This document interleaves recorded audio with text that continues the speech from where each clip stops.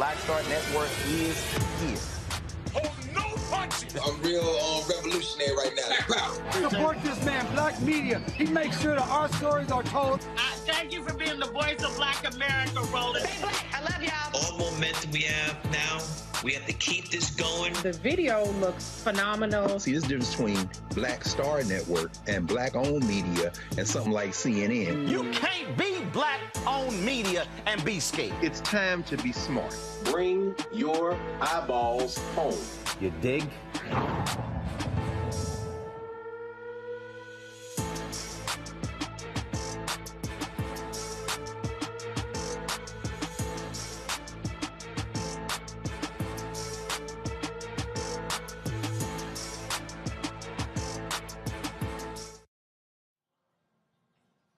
Today is Friday, April 1st, 2022. Here's what's coming up on Roland Martin Unfiltered, streaming live on the Black Star Network. Oscar producer, my alpha brother, Will Packer, is speaking publicly about what happened at the Oscars on Sunday. We'll show you what he said regarding the slap by Will Smith against Chris Rock, about also the L.A. police being ready to arrest Will Smith, and who actually wanted Will to stay to accept his Best Actor. Is the Academy lying? Will breaks it down in an exclusive with TJ Holmes of Good Morning America. Kansas City civil rights groups have long known their police department had high incidents of violence against Black and Latino people and racist hiring practices. The groups even called for a Department of Justice investigation. Now, an investigation by the local newspaper has proof. Tonight, we'll talk with the president and CEO of the Urban League of Greater Kansas City, and will tell us what happened to their plea to the DOJ. An investigative report uncovers how many police departments across the country use COVID relief funds to fund their operations. But it's supposed to be for COVID. We'll talk to the journalists who followed the money. March proved to be an excellent month for job creation, but what did it look like for African Americans?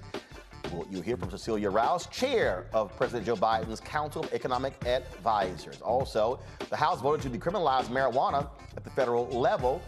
Republicans in the House also blocked the naming of a courthouse of the first Black Supreme Court justice in Florida. I told y'all they don't like Black people. And the United States issues a warning to South Sudan for not adhering to the 2018 peace agreement with Sudan. We'll have a Sudanese human rights activist who happens to be a former child slave give us an update on what's happening in between those two countries. And two Black students at Georgia State University satellite campus apparently got escorted out of class by campus cops for being 2 minutes late. We got problems here at Georgia State. And in our Education Matters segment, we'll talk to Georgia's candidate for state superintendent. Folks, it's time to bring the funk. I'm Roland Martin Unfiltered, right here on the Black Star Network. Let's go.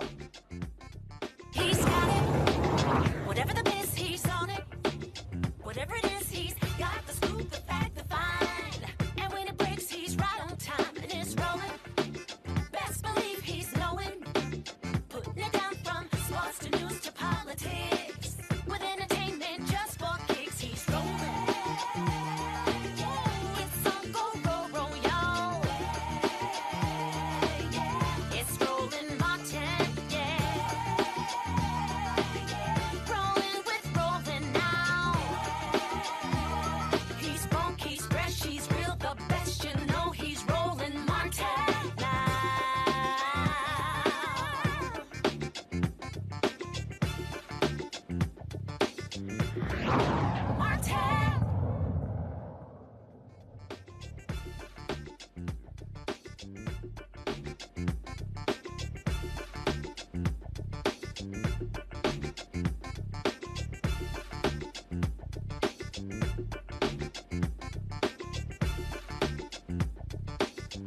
All right, folks, a new report reveals a pattern of racial malpractice within the Kansas City Police Department ranks. Some 25 current and former Black officers with the KCPD describe a police department littered with discrimination, racist abuse, and a system that pushes Black officers out of the department while keeping the top brass primarily white. Officers say their accounts are backed by department emails, internal police memos, legal documents, lawsuits, and videos. This report was done by the Kansas City newspaper. Now several human and civil rights organizations in the Kansas City area want the Department of Justice to investigate. Gwen Grant, President and CEO of the Urban League of Greater Kansas City, joins us from there. Glad to have you here. So walk us through this. Y'all have been, of course, complaining about these things for years, but to have your newspaper break it down certainly is a little hard for them to now ignore. You're absolutely right, Roland. And thank you for having me on to talk about this very important issue in Kansas City. We started looking at the Kansas City Police Department in 2019, actually, because we had become aware of numerous cases of excessive and deadly force, constitutional violations, patterns of systemic violations, including police-involved shootings with no accountability, biased and unreasonable searches and seizures, and racism inside the police department that has been documented over time and shared within the civil rights community by officers on the force who were afraid of fear of retaliation or being left out in the field and putting their lives at risk. So what we found is just a consistent degree of patterns and practices that we consider to be severe civil rights violations. We submitted a letter to the Department of Justice in July of 2021 requesting that they do a patterns and practices investigation of the Kansas City Police Department. We've got a bad situation here in Kansas City, and the STAR report pretty much just elevated what we've known to be going on for several years. So what is the reaction from the city? What are elected officials saying? Well, that's one of the major problems we have. The Kansas City is the only major city in the United States that does not have local control of its police department. So basically what we're in a 21st century colonialism situation where the governor appoints the police board. We have no redress with regard to any of the challenges we find within the Kansas City Police Department because that board is appointed by the governor and only accountable to the governor. Okay, hold on. Wait. Okay, hold on. I'm trying to understand this here. Because I've covered city government, I've covered county government in multiple cities. Who hires the police chief? The police board, the board that the governor appoints. But Roland, it gets worse. We pay, the taxpayers pay, we fund the police department over which we have no control. Hold on again. I said colonialism. Okay, hold on. I'm trying to follow this here. So you have a city council in Kansas City. Yes. You have a mayor and a city council. Yes. Okay. Who are elected by the people. Yes. Okay. You've got a police board appointed by the governor that oversees the police department. Yes. Are the people on the police board all from Kansas City? Yes, they are, but that's another important point. They are from Kansas City, but the governor, historically, we looked at that and we found that the governor, all governors, be they Republican or Democrat, these governors have appointed primarily white men who live in the Brookside area or west of Troost, which is basically, we have this racial dividing line in Kansas City. Troost Avenue on the east side of Troost is where you find concentrated African-American residents living there, and it's where, it's the racial dividing line. So it's like a city divided. East and west of Troost, life looks totally different. East side is Black, west side is predominantly white, upper middle class and above. So the governor appoints primarily white, male and female attorneys to the police board. We get one seat on that board, who is the mayor. So he appoints 4 of 5 members. One is the mayor. Our mayor right now happens to be Black, but unfortunately our mayor is also not been showing up in a manner that we want him to show up on our behalf with regard to the police department. But, Yeah, so the governor appoints lawyers. Most of the appointees of the governor, the white appointees, are attorneys, which makes sense. You're appointing people to serve and to govern over a law enforcement body. It makes sense that you would appoint an attorney. But when governors have chosen to, on the rare occasions when they have chosen to appoint an African American, they like to appoint preachers, educators, folks who are not necessarily able to hold their own in that context on that board with all of these people who are lawyers. And I find that to be insulting, that you're going to put lawyers on a board that is to govern over law enforcement, and then to represent the Black people, ask the local senator here, the person who was senator at the time, I want to appoint a Black preacher to the police board. That kind of stuff happens here. So it's called the Kansas City Board of Police Commissioners, correct? Yes. Okay, go to my computer. We have a black chair right now. Right, so I'm looking at it right now. So Mark Tolbert, again to your point, Bishop Mark Tolbert, was appointed by Governor Greitens 2017. Then you have Kathy Dean. She's the vice president. We have Dan Wagner. First of all, Kathy Dean is, let's see, what the hell does she do? She's retired attorney. Right. She's a significant courtroom experience. We got Commissioner Don Wagner, who is a private investor. We've got Dawn Kramer, He's a new appointee. who worked in the airline industry and is in the financial services industry. And then we have the mayor, Quentin Lucas. The secretary of the board is David Kenner. And he was an instructor with the Henry W. Block School of Management. He was a former lawyer. So we got one white guy, one black guy, white woman, white man, white woman, and a black board. So, so this is the story, folks, that started this. It was in the, again, Kansas City Star. Headline, Racism in the KCPD. There's no thin blue line for Black officers. Star investigation finds. Since this came out 4 days ago, what exactly is Bishop Tolbert saying? Well, nothing.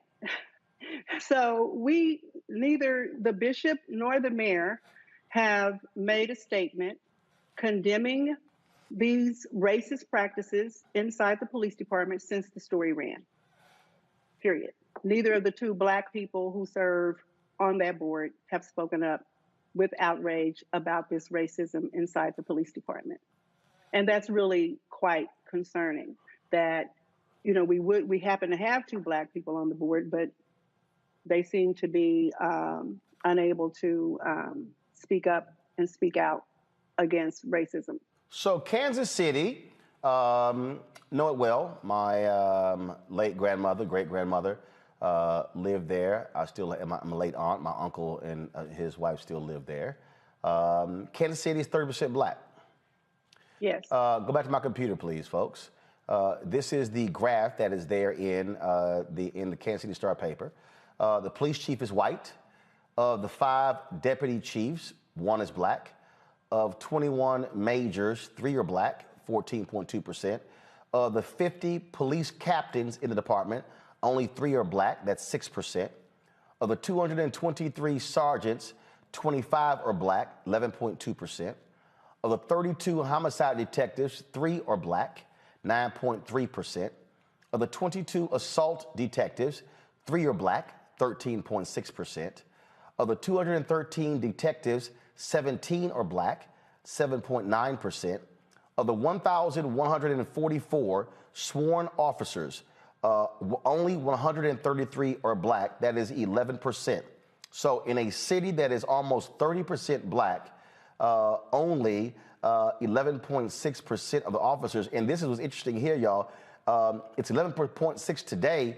In 1998, it was 12.3. So in in 14 or so, in 24 years, they've actually dropped. Yes, you're absolutely right, and it's a tragic situation. So the problem also goes to the type of leadership, the outgoing police chief who started in 2017. We just, was flat out racist, and we called for him to be removed. We said that he should be terminated. We couldn't get that done in the manner that we had hoped with the 2 Black members of the Board of Police Commissioners. We asked them to, hey, stand up for the people, call for this man to be fired, and work to get the 3rd vote. And neither of them would bring that motion because they said, well, we're not going to bring a motion that we can't win. And we said, you know what? Show us that you care. Go public, call for the motion, and put these other people on the spot to vote it up or down. So basically, we just kept applying pressure to this police chief who refused to provide probable cause statements to the prosecuting attorney's office in any instances when officers were involved in excessive and deadly force incidents. His department they killed 3 Black men, unarmed Black men, in the past 12 months when prior to our submitting the letter for the DOJ investigation. And in each of those cases, when those excessive force cases took place, this chief would have those officers back on duty with weapons while these cases were being investigated within 10 days of a police-involved homicide. In less than 12 months, they killed 3 unarmed Black men, and they were still able to stay on the force and be paid. In the case when they do kill Black people, he also would allow for them to investigate the decedents and provide evidence against a dead person to the prosecutor before they even fully investigated the incident itself.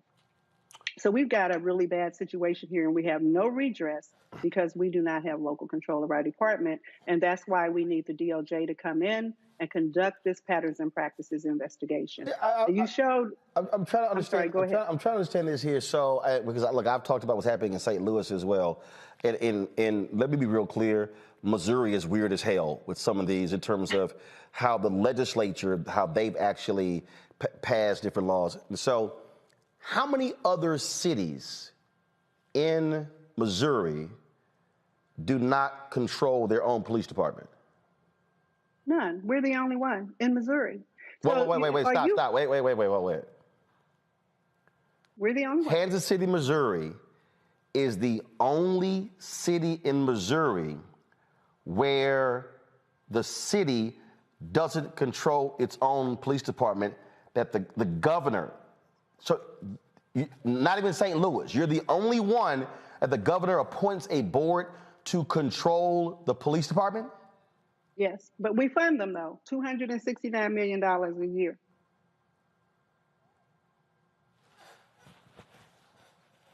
Does the state fund the police department?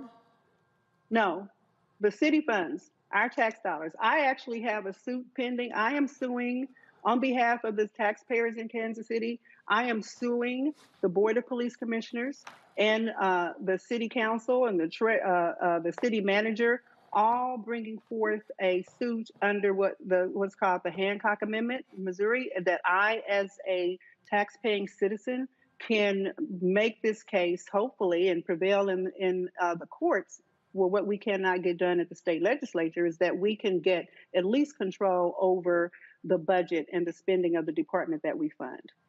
So I have a lawsuit pending on behalf of the people to try to make that happen.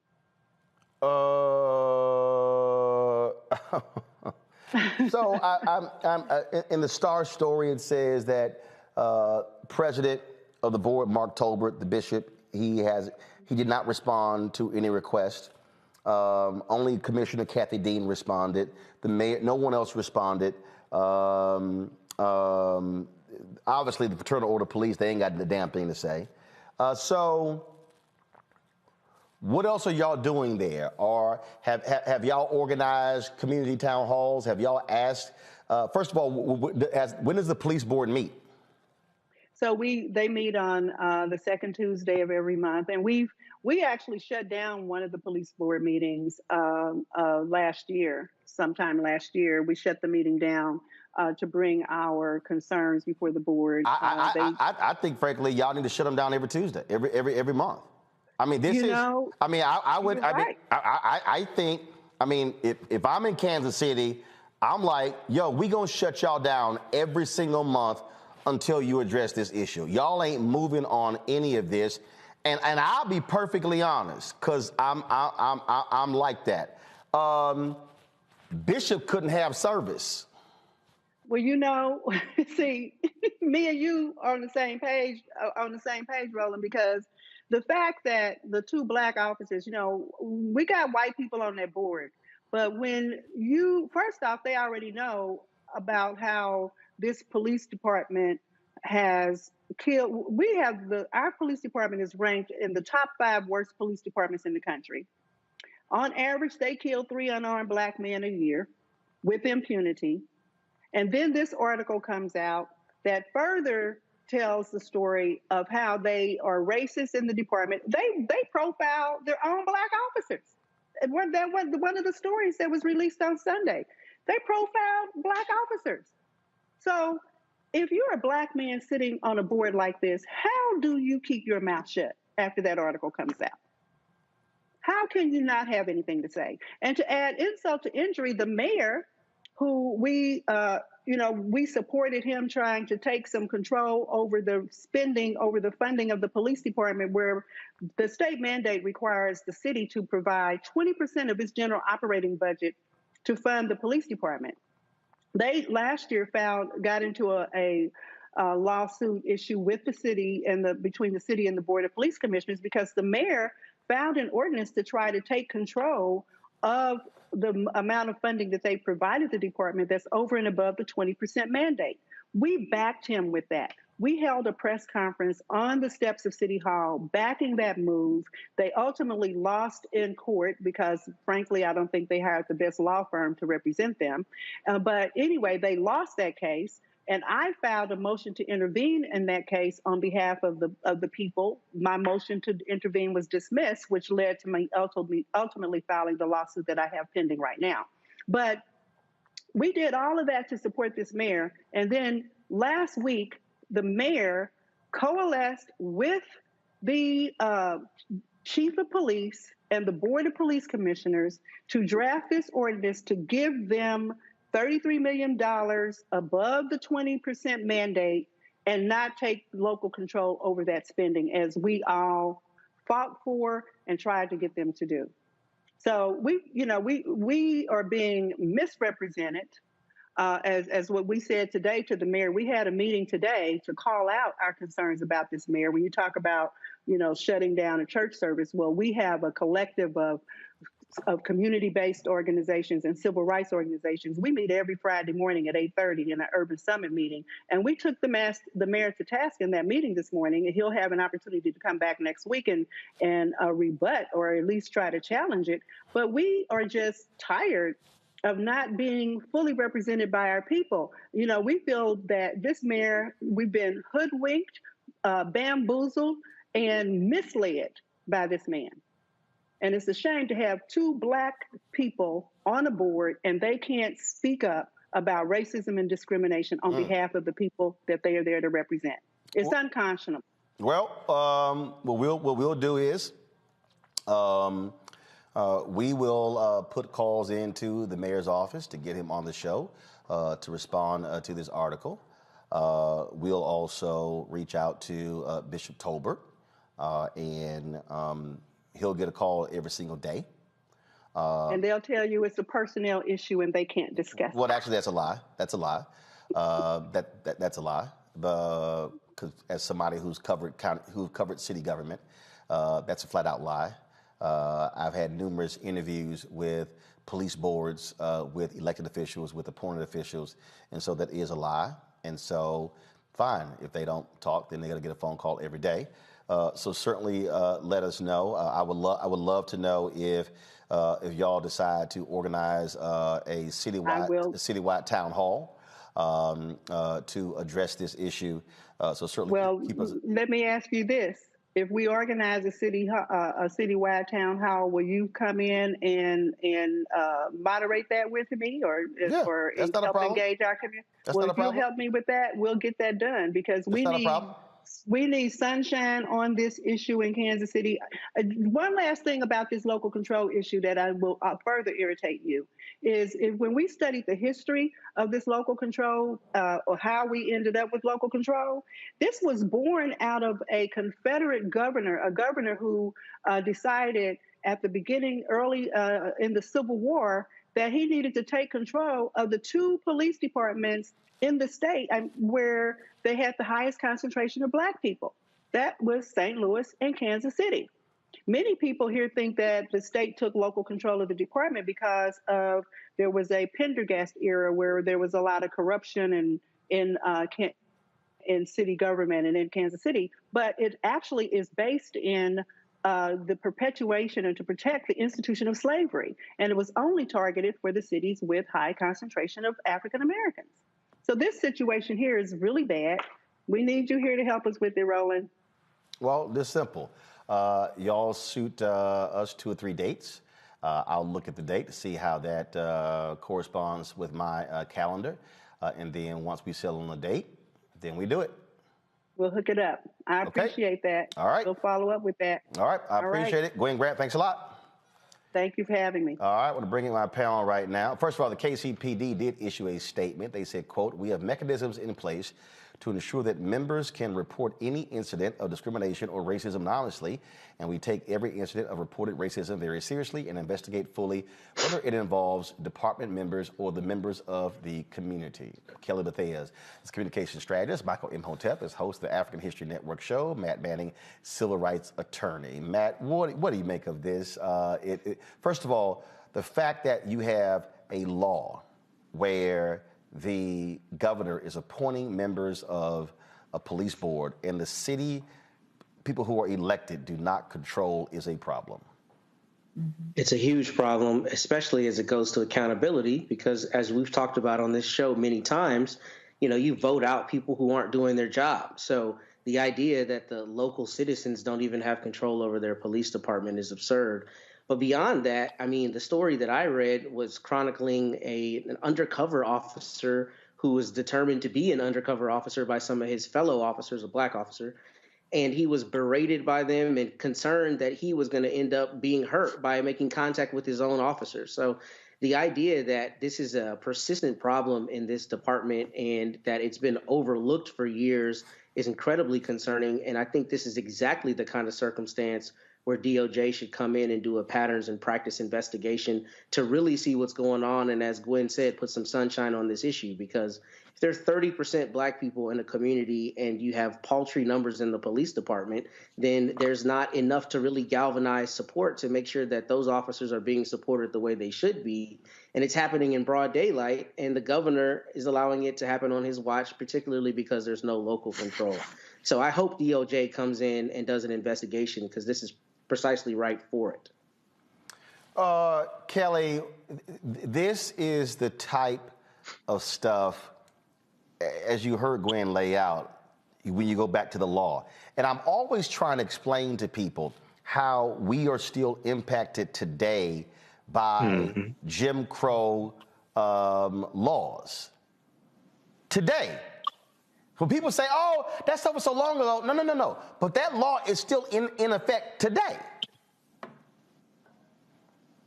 No, you're absolutely right. I'm sorry, it was a little delayed. No, you're absolutely right. The fact that, this is happening in 2022, it should be no surprise to anyone, unfortunately. But it also goes back to the notion of how Blue Lives Mattering is a joke, because there's no such thing as a blue life.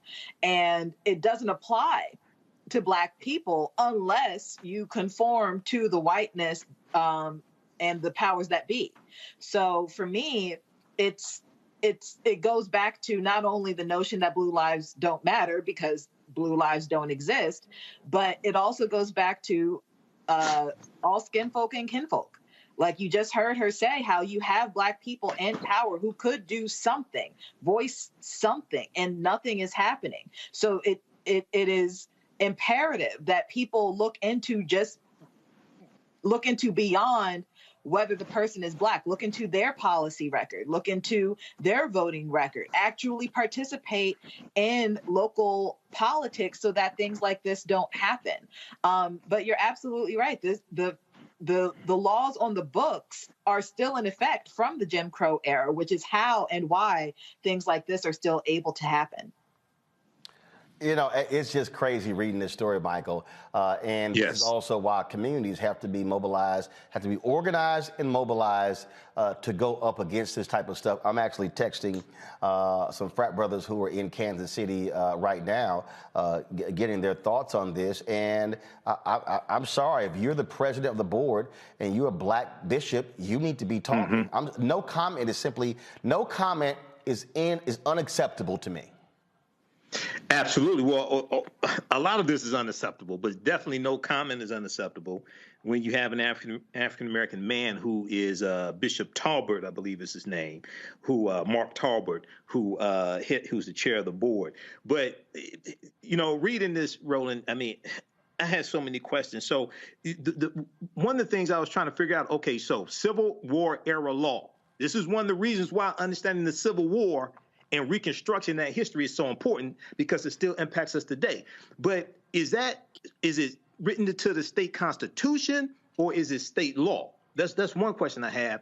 And one of the reasons why understanding that history is so important, how it still impacts us today, impacts the laws, is because if you go to Brunswick, Georgia, the citizens arrest law that the three white supremacists used to make up after the fact, after Ahmaud Arbery was killed. That citizens arrest law dates back to 1863, when Georgia was part of the Confederacy, and there was a law to target runaway slaves who were running away from plantations in Georgia to run behind Union lines. So that legacy of the Civil War and Reconstruction is still with us today. This is why it's so important to understand history and law, because they intersect and they impact everything that we do. So yeah, hopefully they get the DOJ involved in this. But the other thing I want to know is local TV news stations. I saw the article from the Kansas City Star, but local Kansas City TV news stations, I wonder what type of pressure they're putting on the department, because a lot of times that local news exposes a lot of this stuff and puts pressure on them to bring about some type of change. Absolutely. And so I'm actually about to text also the brother who runs the Kansas City newspaper there. And so to get his thoughts on this as well. So we'll definitely continue to cover this and give y'all folks updates on this particular story. All right, folks, we got to go to a break. We come back, we're going to talk about what's happening in South Sudan. Why are we doing that? Because mainstream media want to focus only on Ukraine. We also going to talk about what's happening with Black folks in Africa, where you have a humanitarian crisis happening there as well. Folks, you heard me say to Gwen there that I certainly will come in and I'll moderate the town hall, and we'll actually broadcast that town hall. This is precisely why it's important for you to support Roland Martin Unfiltered. I just went to our mailbox today. All of this, these are all checks and cards that were in the mailbox. This all came in just this week, and so these are notes here that we read. Some of these we read people who've actually sent in stuff already. And so now you understand when I'm talking about why it's important for you to support what we do. I can guarantee you, I was on the call today with our sales team, we're putting lots of pressure on these advertisers to provide the resources. I'm laying the things out all the time. And I've said to y'all, the numbers are clear. MSNBC makes profit about $700 million a year. Let me say it again. MSNBC's profit is around $600 to $700 million a year. CNN's profit is $1 billion a year. Fox News' profit, not revenue, profit is $1.5 billion a year. That's why they can have 200 and 300 correspondents and crews and cover people stuff all across the world and send people all around the places and fly folks on private jets when it comes to breaking news. And a whole bunch of people out here claiming to be new black media, they don't cover the news, they talk about the news. They talk about what other people do. They talk about what other people are talking about. Well, our goal is to actually create the nation's largest black newsroom to cover the issues that matter to us. And so your support is critically important. Cash and money orders, you can go to P.O. Box 57196, Washington, D.C., 20037. Cash app is $RM Unfiltered. That's important. Please listen to me again. $RM Unfiltered. Please don't lose sight of that because we've got some folks out there who are thieves. I'm going to show you their names in a second. But PayPal is R Martin Unfiltered. Venmo is RM Unfiltered. Zelle is Roland at RolandSMartin.com. Roland at RolandMartinUnfiltered.com. And so when you support us, we, of course, are supporting you. And so let me help y'all out, y'all. I have already reported these people to Cash App. Cash App responded to me. These are individuals right now on Cash App who are trying to steal from you. There's no reason in the world for these people to have Cash App names similar to this show. So you see this Dr. Frank, RM Unfiltered, REB, this Jonathan Bravo or whatever, RM Unfiltered with 2 L's, Mr. Crimmins, RM Unfiltered, took the E out, Unfiltered, and then this other one is RM Unfiltered, and then this one here. So these right here, these individuals here are all fraudulent accounts. I want y'all to see this again. These are fraudulent accounts. If you are on Cash App, I want you to report these individuals. I'm going to show you their names again later in the show, but I want you to report every single one of these individuals because what they are doing is they are trying to steal from you. They're trying to steal from the people who are supporting this show. These are no good son of a bitches. And I got no problem because if you are using our name to steal, then what you are trying to do is to steal from black people, people who just might sit here and they'll see something and they think that's ours. Our Cash App, this is not our Cash App. None of these are. Ours is $RM Unfiltered. So please report every single one of these people. And I'm going to show it again later in the show. Got to go to a break. We'll be back on Roland Martin Unfiltered.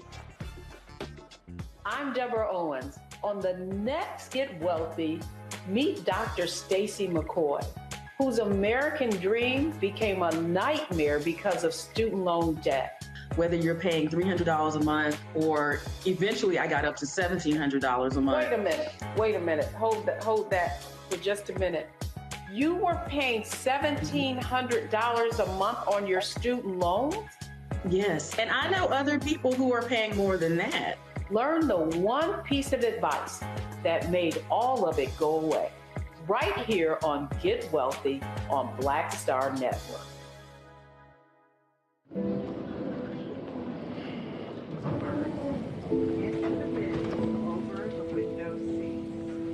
These are the only bins that will accommodate larger rollerboards.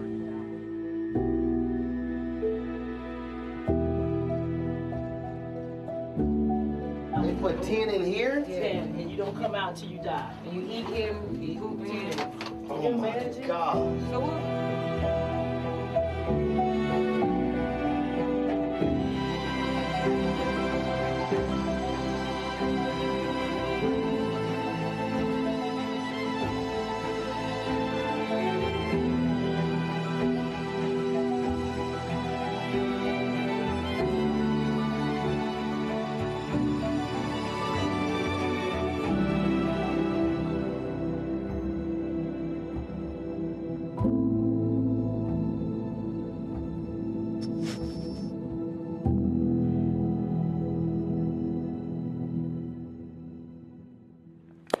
All right, folks, part 5 of our special from Ghana airs right after our show right here on Roland Martin Unfiltered on the Black Star Network. Trust me, you don't want to miss it. It's been phenomenal series thus far. So you be sure, as soon as we get done, stay with us to check out part 5 of our docuseries, The Year of Return, 1619 to 2019. We'll be back in a moment.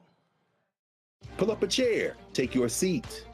The Black Tape with me, Dr. Greg Carr, here on the Black Star Network.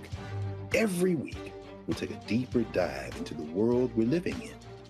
Join the conversation only on the Black Star Network. Hey, what's up, everybody? It's Godfrey, the funniest dude on the planet. Hey, I'm Taj.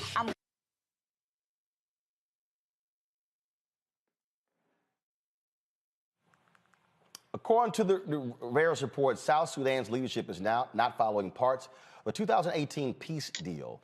Now the United States is threatening to impose more sanctions on those perpetuating the conflict. Joining me now is Simon Ding, a Sudanese human rights activist who is very familiar with what's happening there. Simon, glad to have you here on Roland Martin Unfiltered. I reached out to my man, Joe Madison. He passed me your name. So much attention has been on the Ukraine and what's happening there. Explain to our listeners and viewers what is happening in South Sudan. What's going on?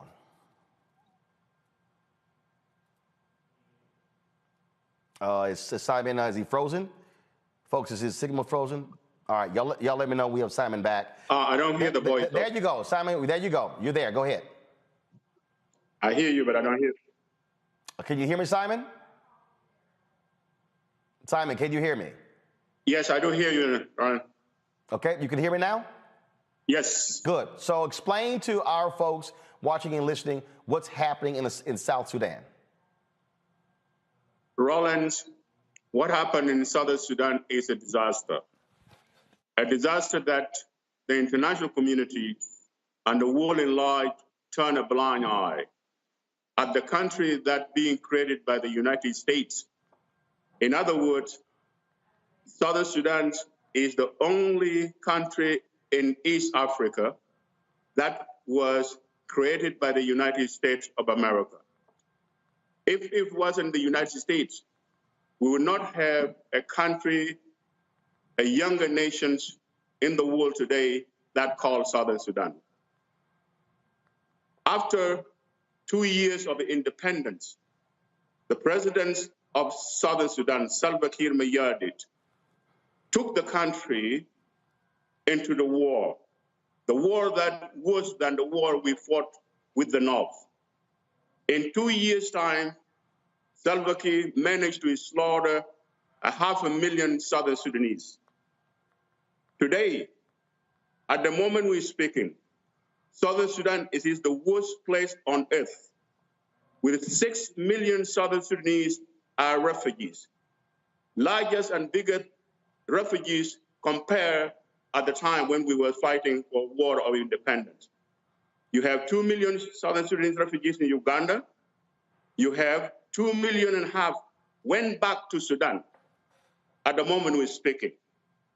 And millions between Ethiopia, Kenya, Central African Republic, and Congo.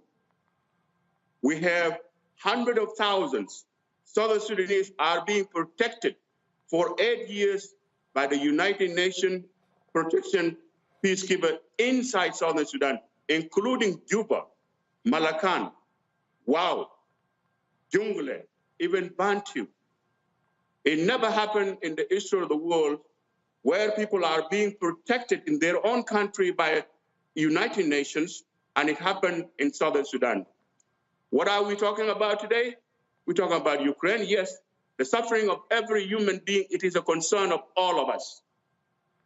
Southern Sudan, it is worse than Syria. It is worse than the Ukraine when we're talking about. This is the magnitude of the crime being created by the sitting presidents, and the world turned a blind eye. And by the way, I have a living proof of being part of advocates who was fighting and making Americans get involved to help Southern Sudanese to bring peace between the North and the South. I know for sure the United States have a moral obligations of a country they created. If it wasn't them, we would not have a country called Southern Sudan today. Probably if we were being left in the hand of the North, we will be better off. 500,000 that perished in 2 years under Salva Kiir Mayardit, it would be alive. Imagine when you have 2.5 million Southern Sudanese went back to the North, a place where they ran away for brutalization of Islamization and Arabization. Then now they went back. It is a better place for them today, instead of being under the brutality of President Salva Kiir. That is what is happening in Southern Sudan today. Obviously, it should pain you that you're seeing so much attention being paid to Ukraine, folks raising money, offering scholarships for students there as well. What do you want Americans, African Americans, the international community, what are you telling them that they should be doing for the people in South Sudan? Brother Aaron, if it wasn't the United States, we would not have a Southern Sudan today. And especially the African American. We have brothers who was part of helping Southern Sudanese. They're still with us, people like Joe Madison's and the others. Even including in New York here, we have people like Al Sharpton who went with us to liberate the slavery in Southern Sudan from the hand of the North back to Southern Sudan. We have more we can do. As I said before, the world today went to rescue Ukraine. Yes, I personally, I am volunteer to do something to help the Ukrainian. But why nobody is volunteer to do something for me? Knowing that the refugees of Ukraine today will not be compared to the refugees in Southern Sudan. The killing of Ukraine today, it will not be compared to killing in Southern Sudan. In other words, we have to urge the United States, including the President Biden, Salva Kiir have to be held accountable. You cannot replace 7 million, 6 million, kill 2.5 million. And then you are now trying to call yourself a legitimate president.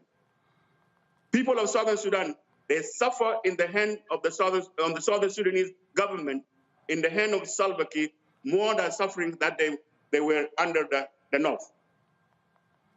Questions from my panel. Michael, I'm going to take you first. All right. Thanks, Brother Simon, for coming on and sharing this information with us. You know, this is really, it's really important to cover this because there's so much coverage on Ukraine and there's so much devastation happening on the continent of Africa also that doesn't get covered. Can you just talk briefly about how the U.S. helped create South Sudan? We know South Sudan split from Sudan. Okay. Yes. Can you just talk briefly about that history? Because a lot of people don't know about this. You know, when I came to this country, I come purposely to come to people of America. Indeed, we did got help from the capitals, and especially under the times of President Bush, in which I met 2 times in the White House, in which he assured me, seeing the Northern Sudanese blame the slavery on the war, we are going to make peace. And indeed, he kept his promise. He kept everything he told to me, in which the United States Congress passed the Sudan Peace Act, passed by the Senate, signed into law by the President of the United States, in which the President of the United States designates a former Senator John Danforth to go to Africa to forge the peace between the Northern Sudanese and the Southern Sudanese. Late Colin Powell was part of the party who was pushed that peace, and that peace was being produced in Naivasha and Nairobi, which become known in Sudan as a comprehensive peace agreement. United States, because for him to have peace, they put $11 billion. These are the taxpayers, in which that they have a responsibility. And I call it today, Southern Sudan is an American baby. And indeed, as I said, because I was there, if it was not the United States, we would not have Southern Sudan. After the independence, what happened? The U.S. walked away. Unfortunately, it happened during the administration of President Barack Obama, which is very unfortunately. We have people like Susan Wright. They were there. She was there with me in Juba. I was one of the people who received her when he went there during the independence, in which that he made eloquent speech during the independence. But what happened after that? They wash their hands, they walk away, and then turn the country in the hands of people who don't know how to balance the books, to run the country without accountability. The $11 billion, we just give them to appoint the President Kiir with part of his administration. They went and stolen $4 billion, disappeared in the hands of individuals. And the U.S., you telling me that they should not hold people accountable by stealing the money that was given not to them, for the people of Southern Sudan, to do the infrastructure, to be even to rehabilitate people who suffer for 20, 25 years. Nobody hold them accountable. And unfortunately, Barack Obama let people of Southern Sudan down. I'm going to go to Kelly next. Simon, I think the light in your office went out. Yeah, let me just turn it on. Yeah, go ahead and turn it back on. So, but Kelly, go ahead. But when Simon comes back, be sure to ask your question. So I just want to make sure that we're all good here. So just give us 1 second. Right. Simon comes back.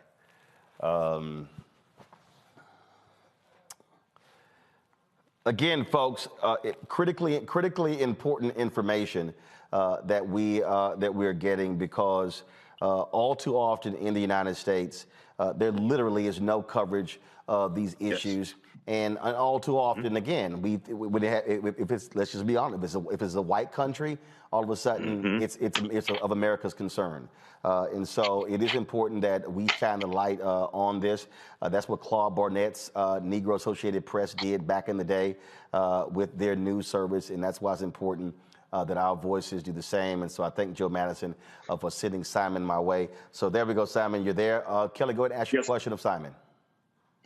Yes, thank you for coming on the show. This entire situation mirrors very closely, at least to me, yet another example of failed nation building on behalf of the U.S. So with that said, do you think that this crisis is America's fault in total? Or did America just exacerbate an issue that was already bubbling underneath the surface, so to speak? And in either situation, whether you think, this country is completely at fault or whether we just contributed to the crisis, what steps need to be taken on behalf of this country to make sure that South Sudan is made as whole as possible? And I have to give you my honest opinions and the honest answer. Yes, indeed. The United States created Southern Sudan, in which they should have whole Southern Sudan to a point where they will be able to walk by themselves.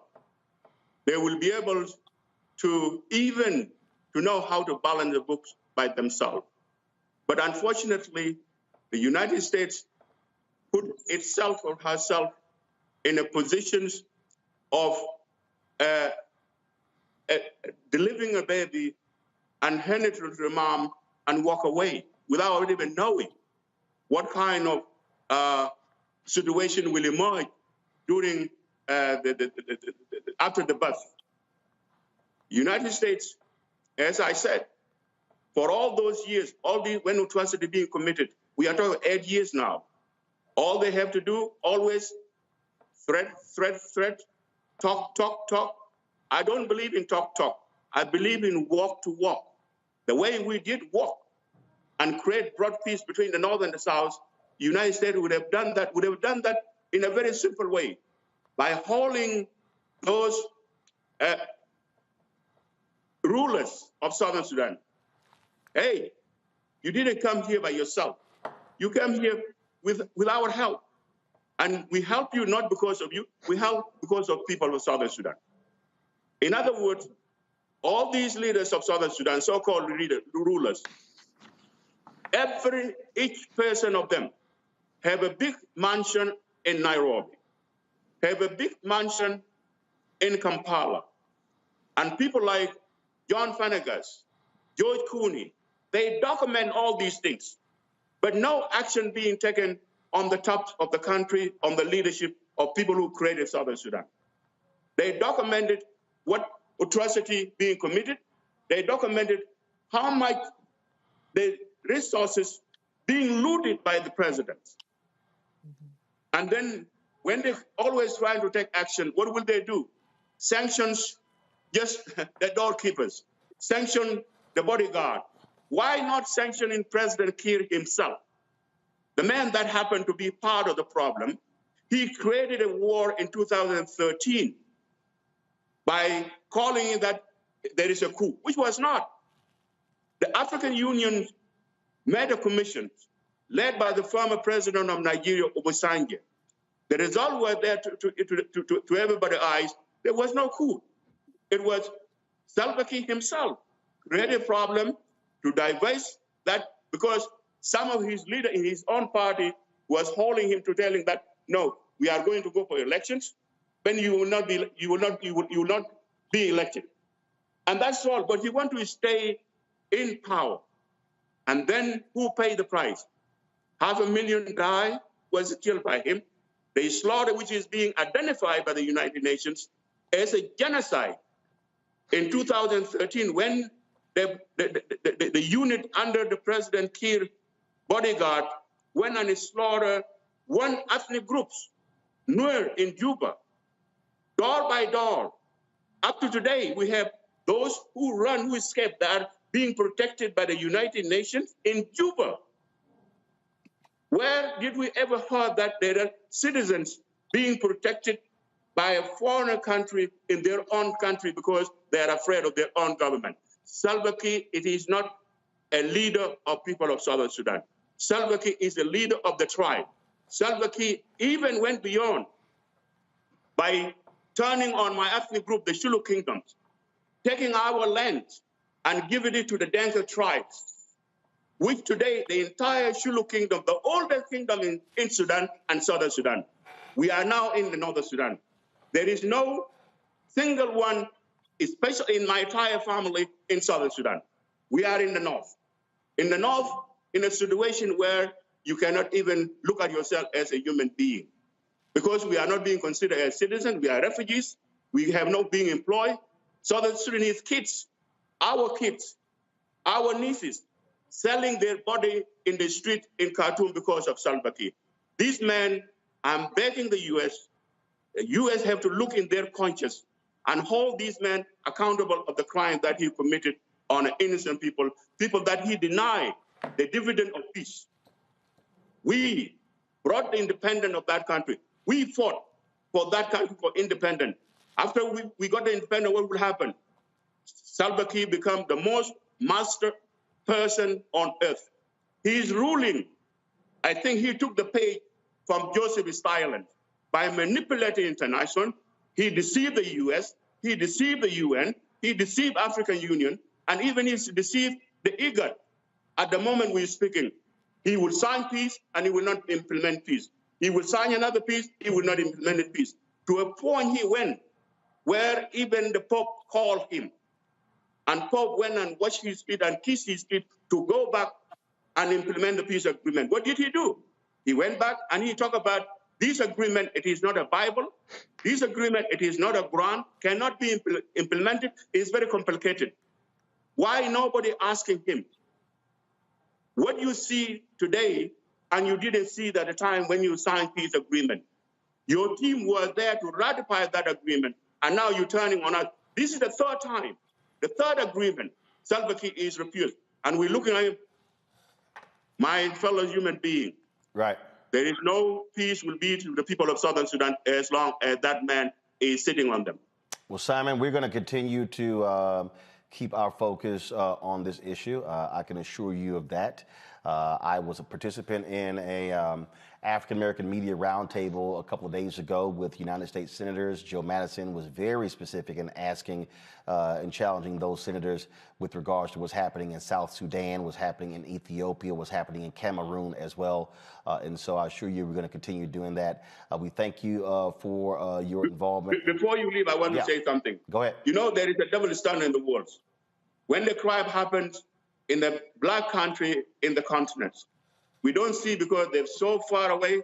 They are black, we will not see them. If elsewhere, we will be there, unfortunately. But I'm appealing to my brothers and sisters.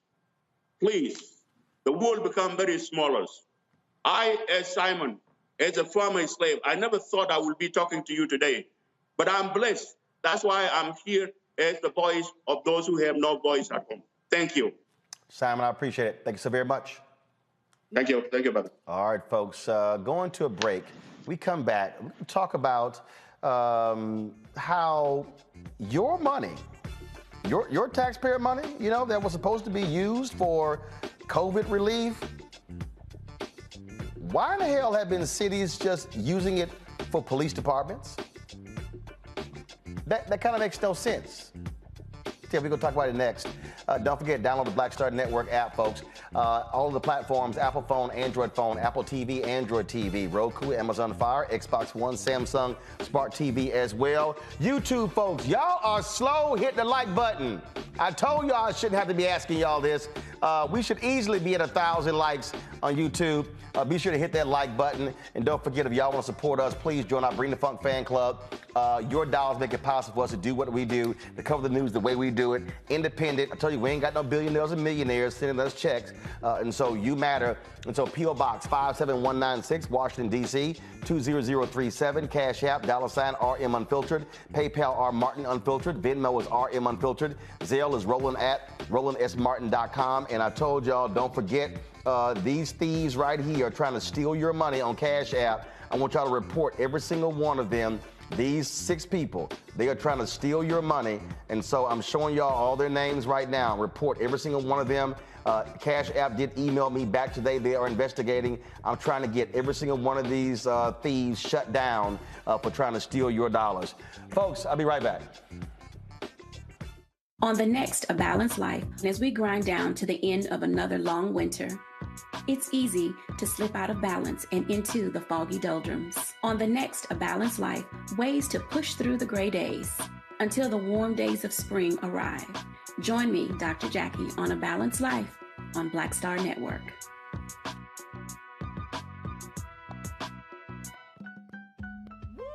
We're all impacted by the culture, whether we know it or not. From politics to music and entertainment, it's a huge part of our lives, and we're going to talk about it every day right here on The Culture with me, Faraji Muhammad, only on the Black Star Network.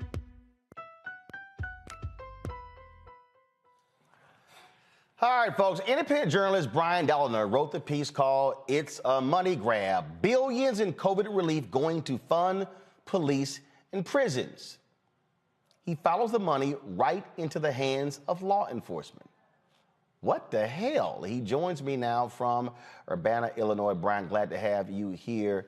I remember seeing the story where the mayor of Chicago said that, oh, you know, things are just so tough for police officers and they're just going through so much. And so we're going to use this money to create a wellness opportunity for them and all of that. But walk folks through how crazy money that was supposed to be for residents fighting COVID, we're funding cops in prisons. That's right, Roland. Thanks for having me on. It's no April Fool's joke. There's millions and billions of dollars being spent on police. And Chicago is some $281 million. That's like 45% of the city budget is being spent to fund the Chicago police, which, as you know, have a notorious history of brutality in the Black community in Chicago. This is happening in LA as well. In LA, there's some 300 plus million that was given out to the LAPD. You know, no shortage of police scandals there either. So it's a big handout here that is going out to police. And as you noted, it's quite ironic. This is money that's set aside to help communities, small businesses, impacted communities. The Black community was really torn apart in some places. Like 40% of deaths in the early stages of COVID, 40% of deaths were in the Black community. So I talked to activists. They believe that 40% of COVID money should go back to the communities and not to the police. See, this is the thing that happens in America. All of these people whining and complaining about defund the police when we're talking about resources. And I swear, I ain't never heard a police department say, y'all know what? We got enough money. We good. Y'all have given us enough money. It's always more. It's always the answer to everything.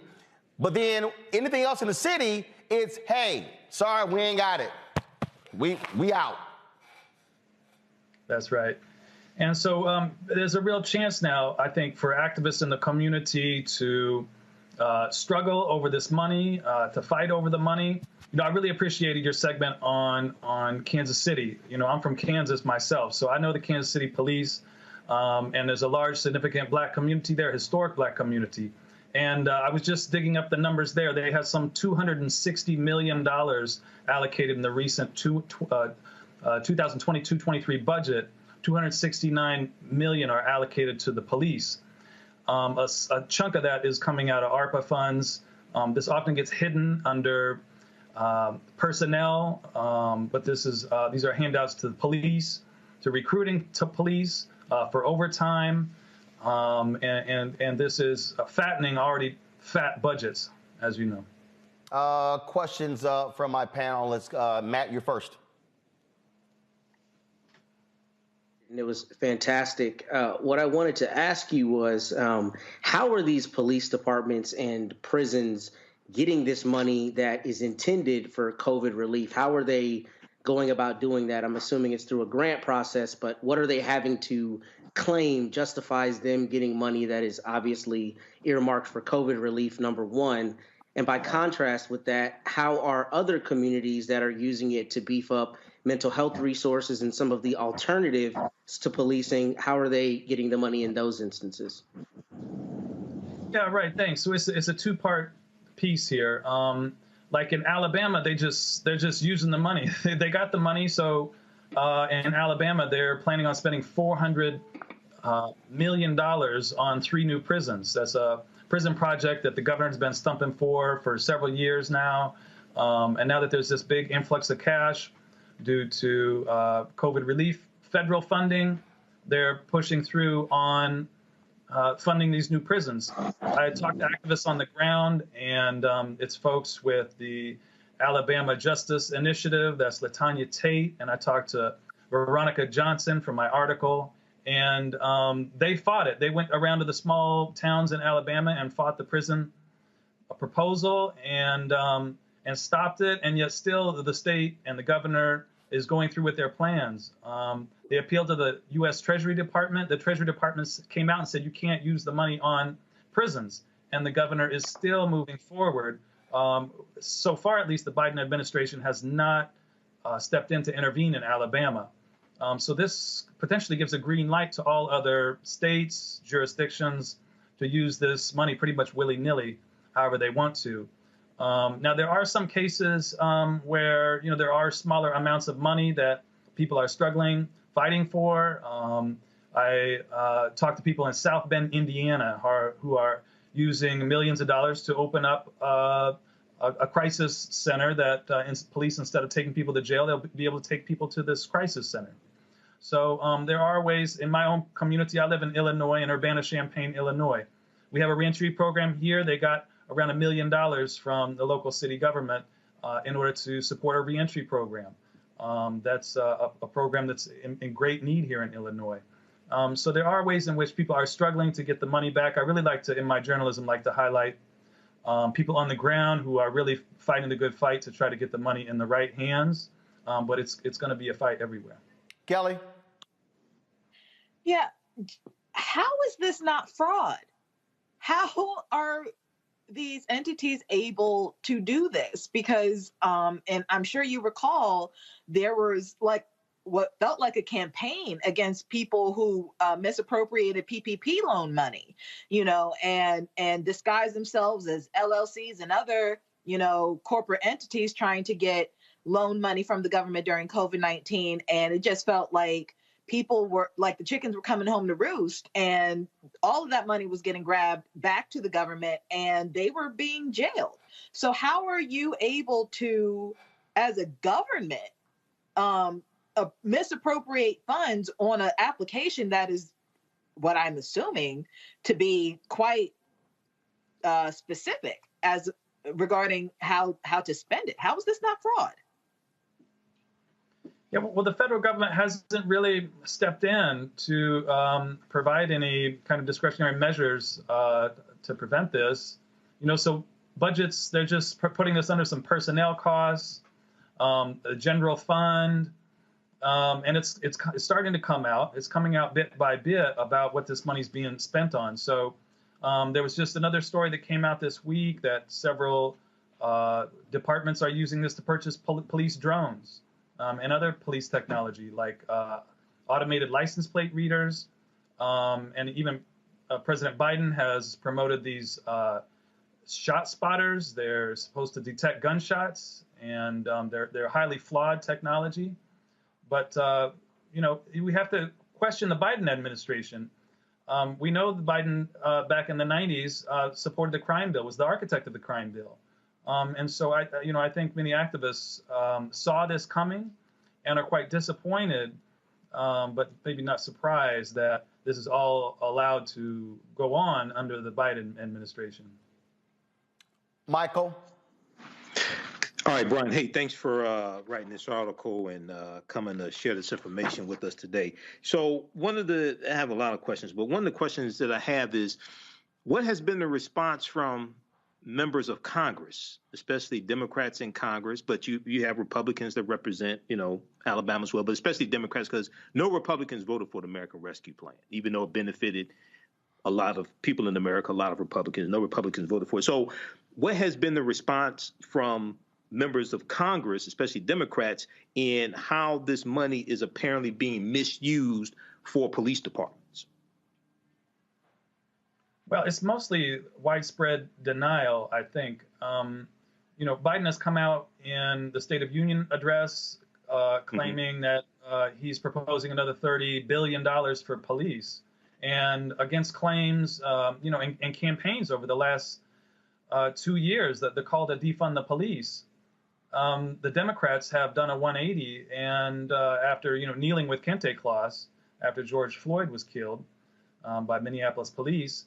Now they're going around saying we don't need to defund the police. We need to fund the police, and they're allocating billions for it. And they're lining up behind Biden and other candidates for the midterms. So the Democrats have really turned their back on advocates in the streets who have been calling for police reform.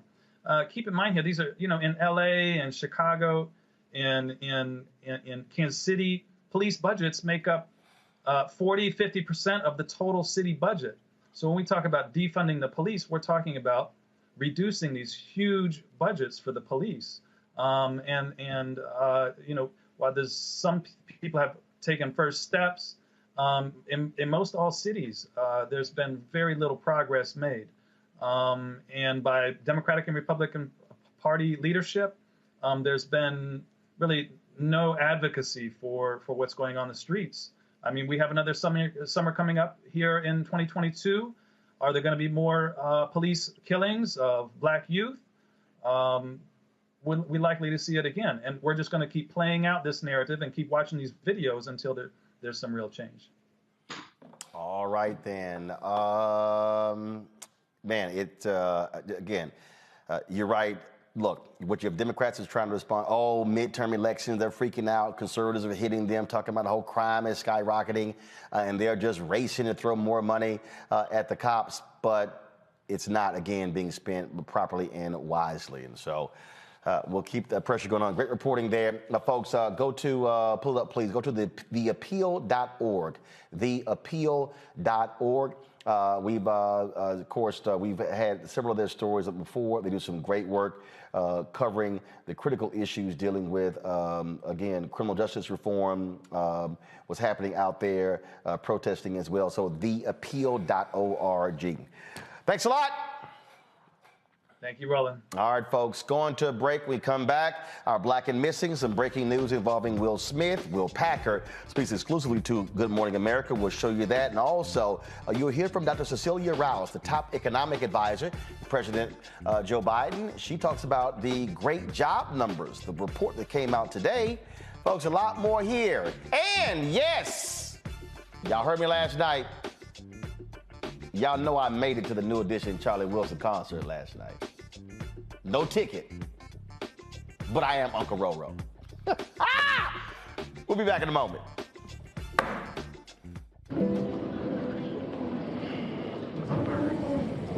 the bins over the window seats. These are the only bins that will accommodate larger roller boards.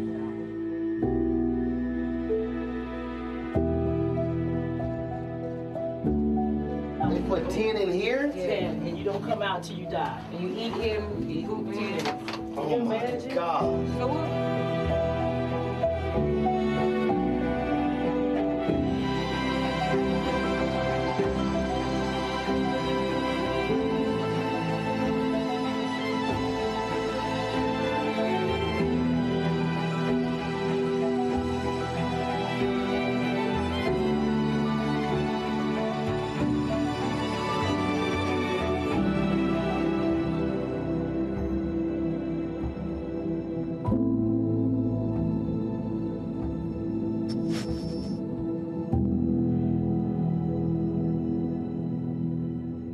Pull up a chair, take your seat.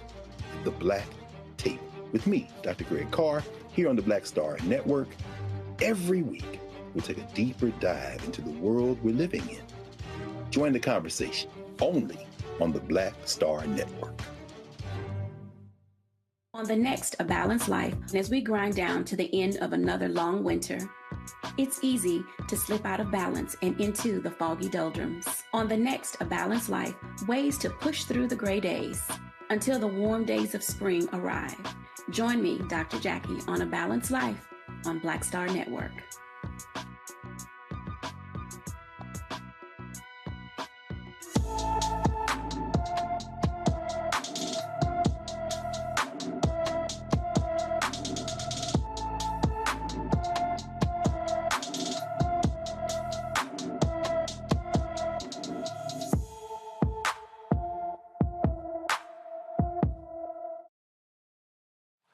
All right, folks, Black and Missing, y'all. Kennedy Guillory, last seen in Lake Charles, Louisiana on January 30th. January 30th. The 16-year-old is 5 feet 6 inches tall, weighs 120 pounds with brown hair, brown eyes. Anyone with information on Kennedy Guillory's whereabouts, please call the Lake Charles, Louisiana Police Department at 337-491-1311. 337-491-1311. All right, folks, some breaking news here. Just in, Will Smith has resigned from the Academy of Motion Picture Arts and Sciences as a result of him slapping Chris Rock Sunday at the Academy Awards. Of course, the Academy, they have launched an investigation, and as a result, they have done this. This is the statement that Will Smith has released as a result of this. Give me a second. I'm just going to go and try to see if I can share this screen. Just give me 1 second, folks. I want to show you this. I'm reading from a story in Variety as they talk about, as they have the Will Smith story here. He says, the list of those I have hurt is long and includes Chris, his family, many of my dear friends and loved ones, all those in attendance and global audiences at home. I betrayed the trust of the Academy. I deprived other nominees and winners of their opportunity to celebrate and be celebrated for their extraordinary work. I am heartbroken. That is the, and then it says, Smith also acknowledged that his actions overshadowed other winners at the 94th Annual Academy Awards. I want to put the focus back on those who deserve attention for their achievements and allow the Academy to get back to the incredible work it does to support creativity and artistry in film. He stated, concluding with change takes time. And I'm committed to doing the work to ensure I never again allow violence to overtake reason. Now today on Good Morning America, an exclusive interview with TJ Holmes, Oscar producer Will Packer sat down and shared his thoughts on what happened on Sunday night. Here is some of what he said. I said, watch this. He's going to kill. Because I knew he had an amazing lineup of jokes that we had. We had him in the prompter. And ultimately, he did not get to one joke. He didn't tell one of the planned jokes. He was just immediately freestyling. But I tell you, if there's anybody that you don't worry about going out in front of a live audience and riffing off the cuff, it's Chris Rock. Nobody's better. And I thought this was part of something that Chris and Will were doing on their own. I thought it was a bit. I thought it was a bit like everybody else. I knew he hadn't practiced it. Not concerned. I wasn't concerned at all. As he's walking. I figured, okay, you know, he's going to say something or come at him. Something funny is going to happen because that's the nature of Chris and that's the nature of Will. So let's see what happens. Once I saw Will yelling at the stage with such vitriol, my heart dropped.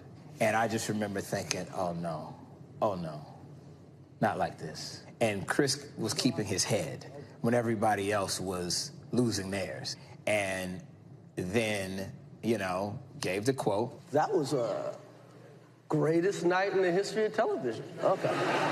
But my heart at that point was just in my stomach because of everything about it and what it represented and what it looked like and who was involved.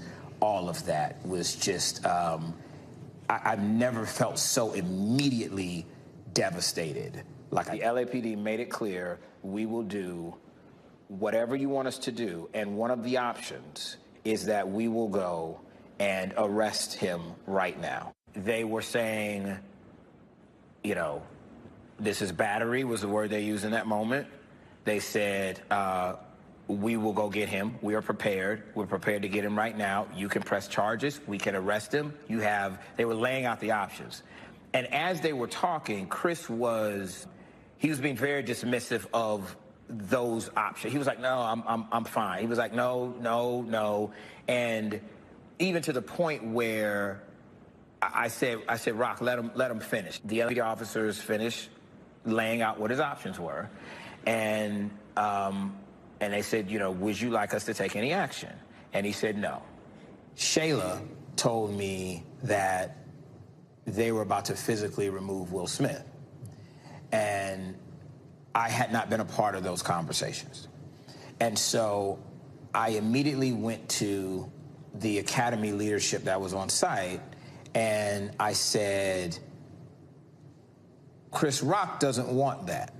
I said, Rock has made it clear that he does not want to make a bad situation worse. That was Chris's energy. His tone was not retaliatory. His tone was not aggressive and angry. And so I was advocating what Rock wanted in that time, which was not to physically remove Will Smith at that time, because as it has now been explained to me, that was the only option at that point.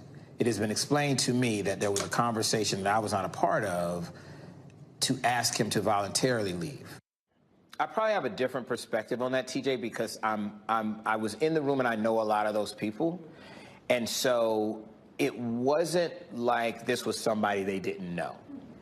It doesn't make anything that he did right and doesn't excuse that behavior at all. But I think that the people in that room who stood up for somebody who they knew, right? Who was a peer, who was a friend, who was a brother, who has a 3 decades plus long career of being the opposite of what we saw in that moment.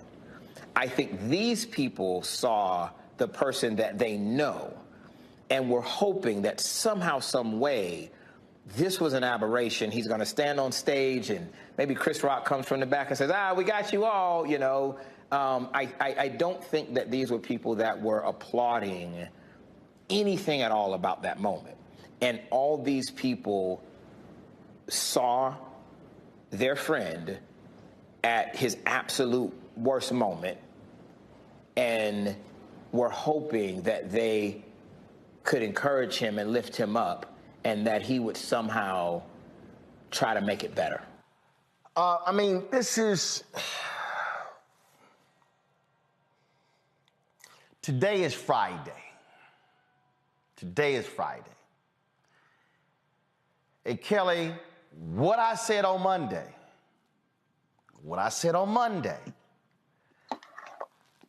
I said, I hope Will meets with Chris face-to-face on Tuesday, by Tuesday, to personally apologize. I said, otherwise, I know what's about to happen. This is going to be a constant media firestorm. The thing that I am always trying to tell people, it's like, yo, I've been in this news business my entire life. And every action, everything that happens, if another thing happens, it's another news cycle. Mm-hmm. And so Monday's news cycle was the slap. Tuesday's news cycle was the apology. Wednesday's news cycle was the Academy saying they asked them to leave, we knew they were lying. Then we saw the other stories, and then Thursday. So now here we are Friday, and now there's the investigation. And then now the members of the Academy are hot because apparently on Tuesday, there was a 6-minute Zoom between Will and the president and the CEO of the Academy, or the chair, and they didn't tell anybody. It's back and forth. And again, this is the thing that Chris has his show in Boston. He speaks about a minute on the whole deal. It goes on, and people keep saying, like, as a matter of fact,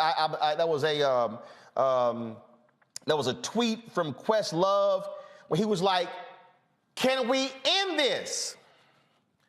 It ain't gonna end. It's not going to end until literally they finish their investigation and you have some resolution, if you will, to what's going on. Kelly, go ahead. Like Questlove, I am tired of talking about this situation, but it is in the news cycle, so we're going to do it.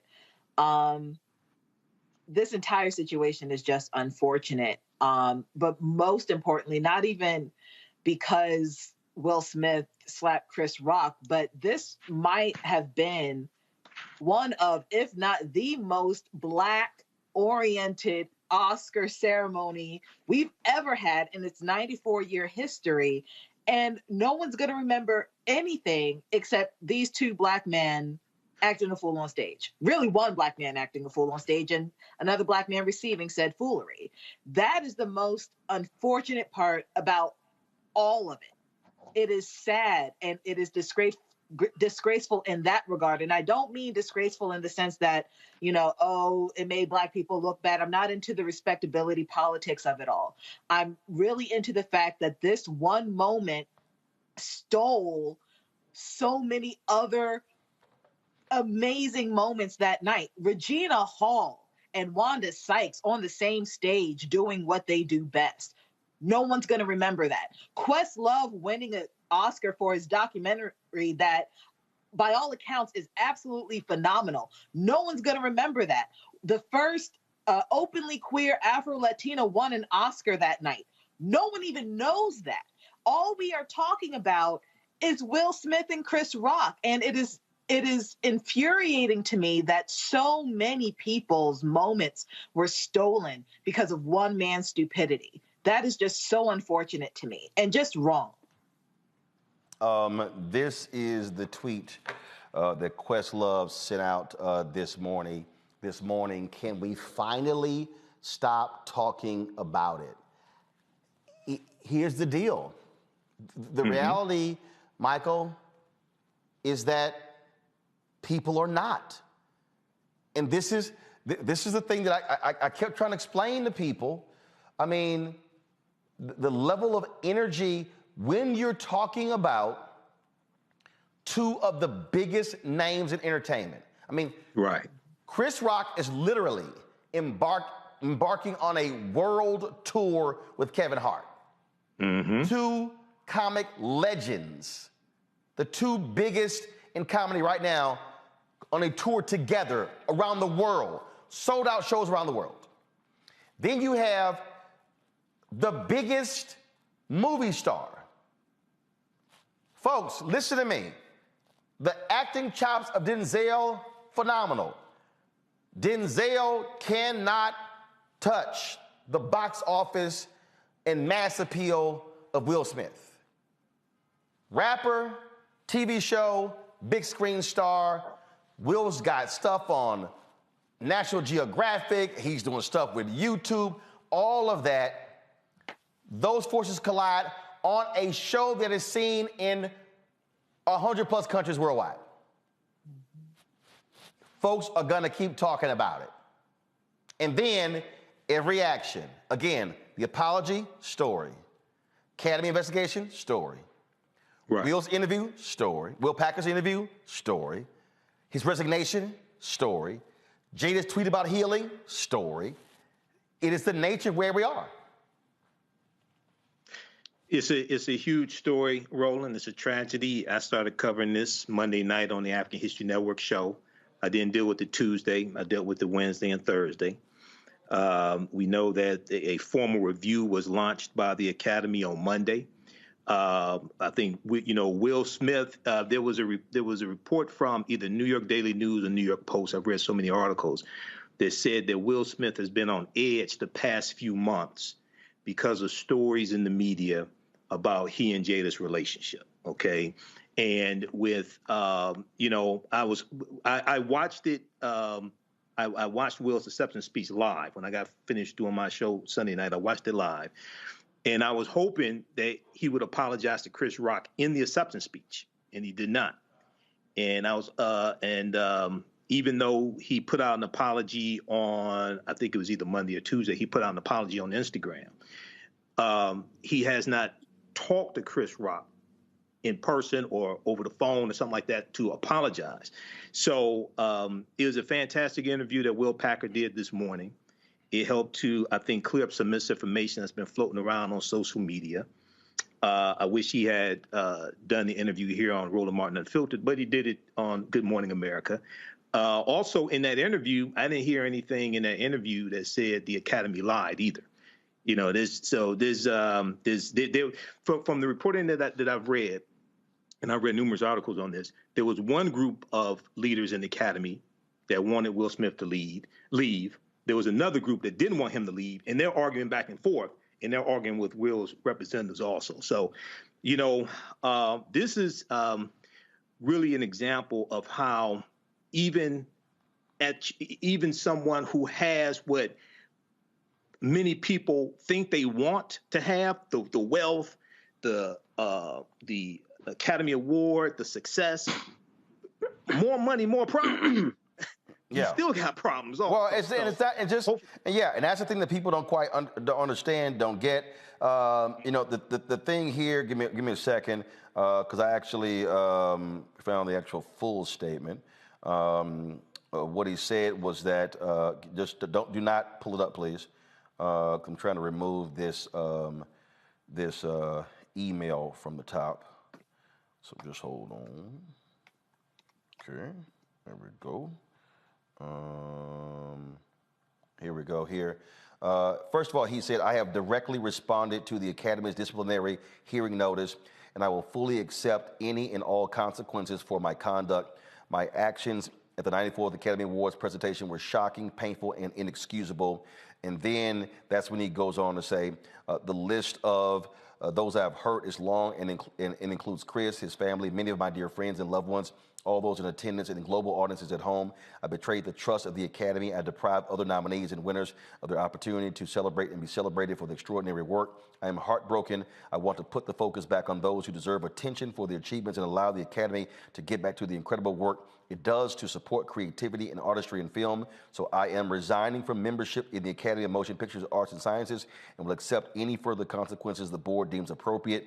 Change takes time, and I am committed to doing the work to ensure that I never again allow violence to overtake reason. Matt, here's the deal. People are already asking, no, this does not mean that Will Smith can't act. No, you don't have to actually be a member of the Academy to be able to act. What it means is he is not a voting member of the Academy when it comes to the folks, when it comes to not for the Oscars.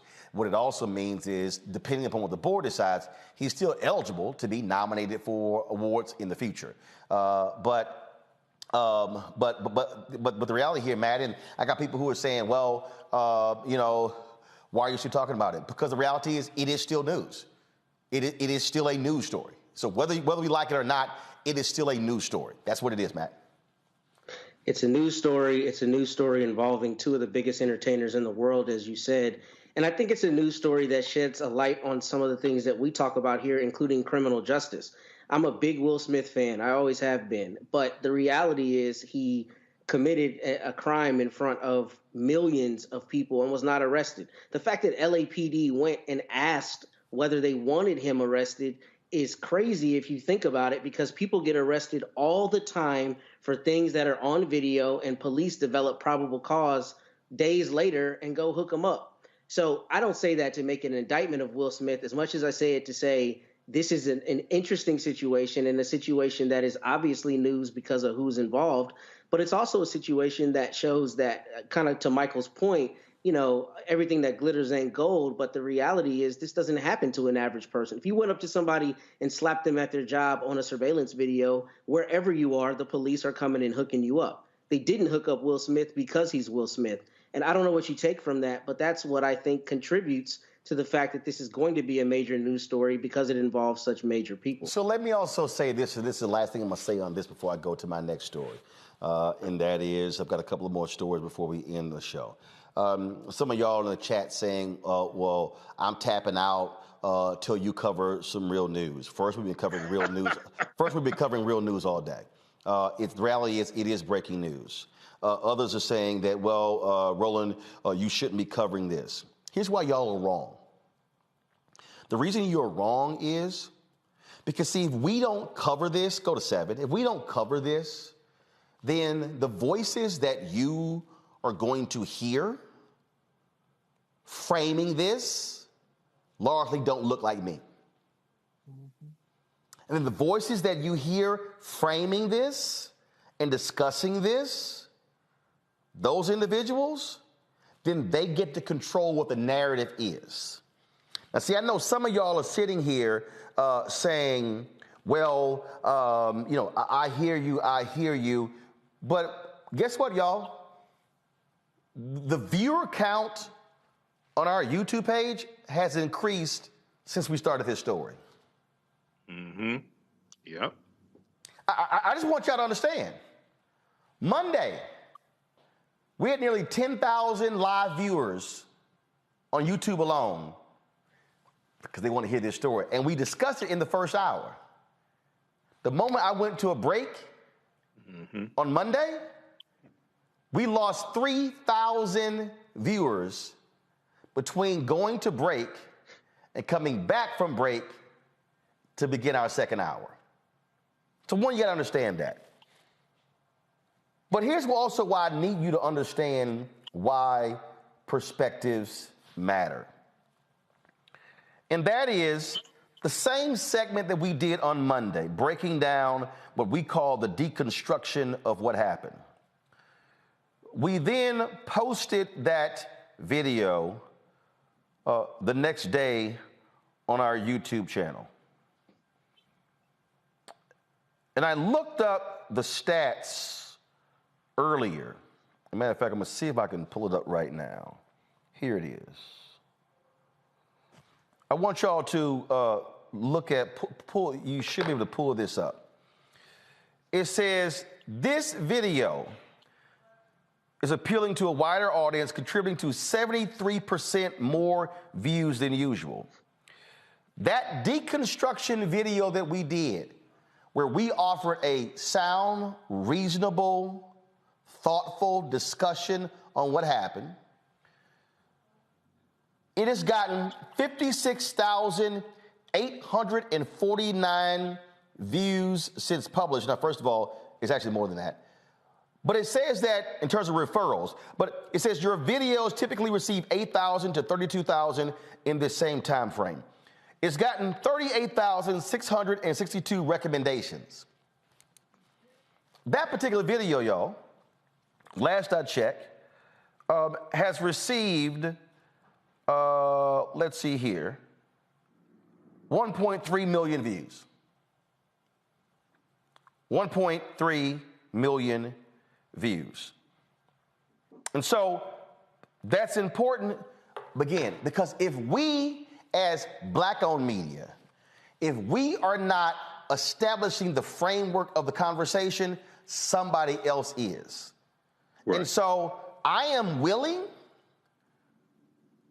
y'all can talk all you want to, but I am willing to keep talking about it as long as we are framing it properly. Even the segment I did last night where I talked about don't fall for the okie doke, Team Will and Team Chris, that's already exceeded 100,000 views.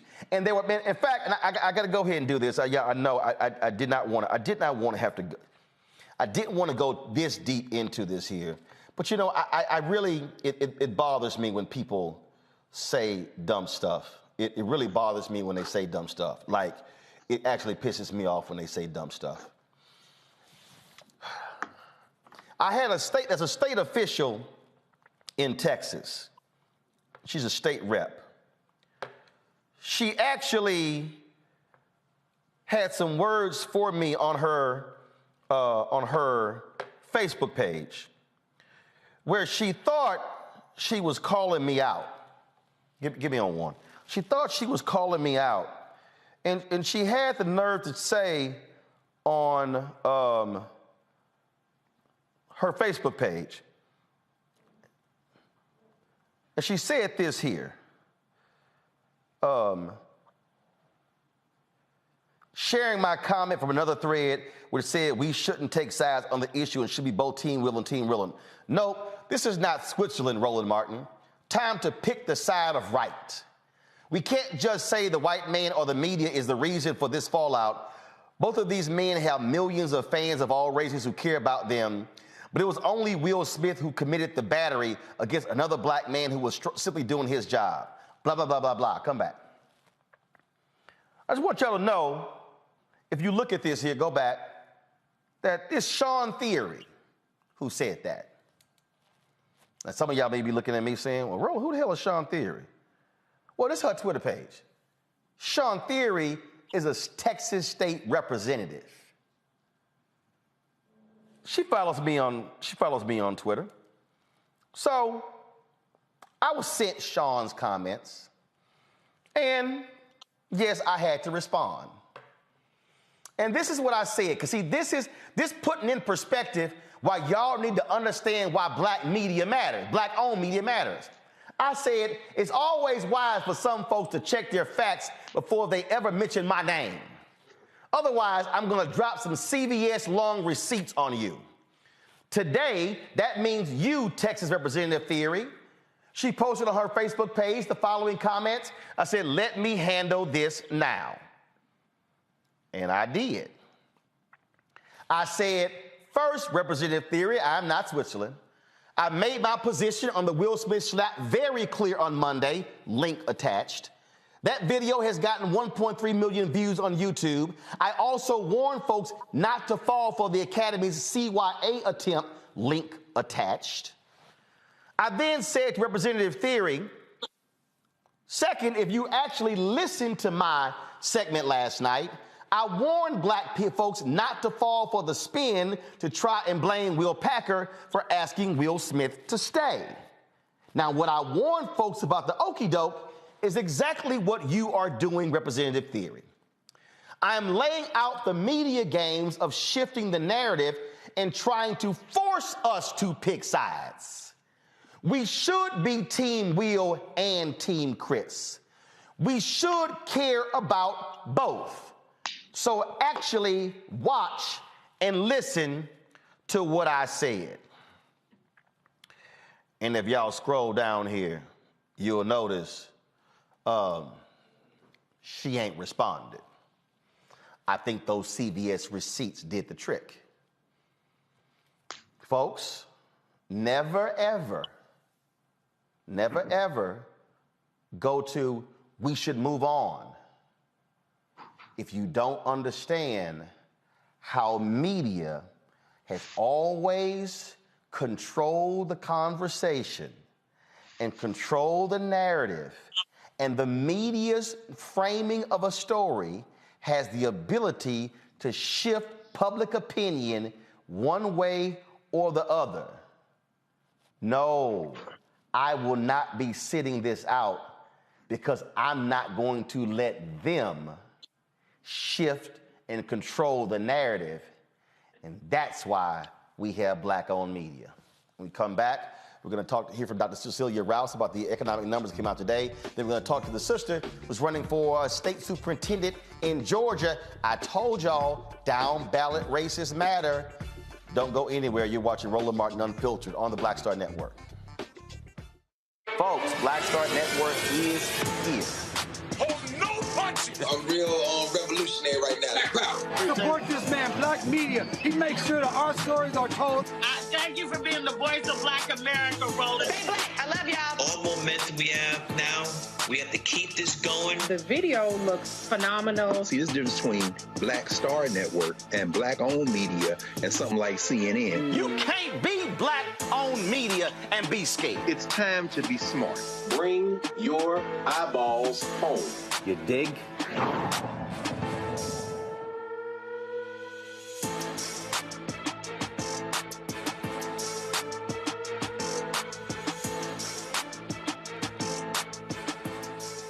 All right, folks, big jobs reports came out today. The federal government report shows the U.S. economy added 431,000 jobs in March.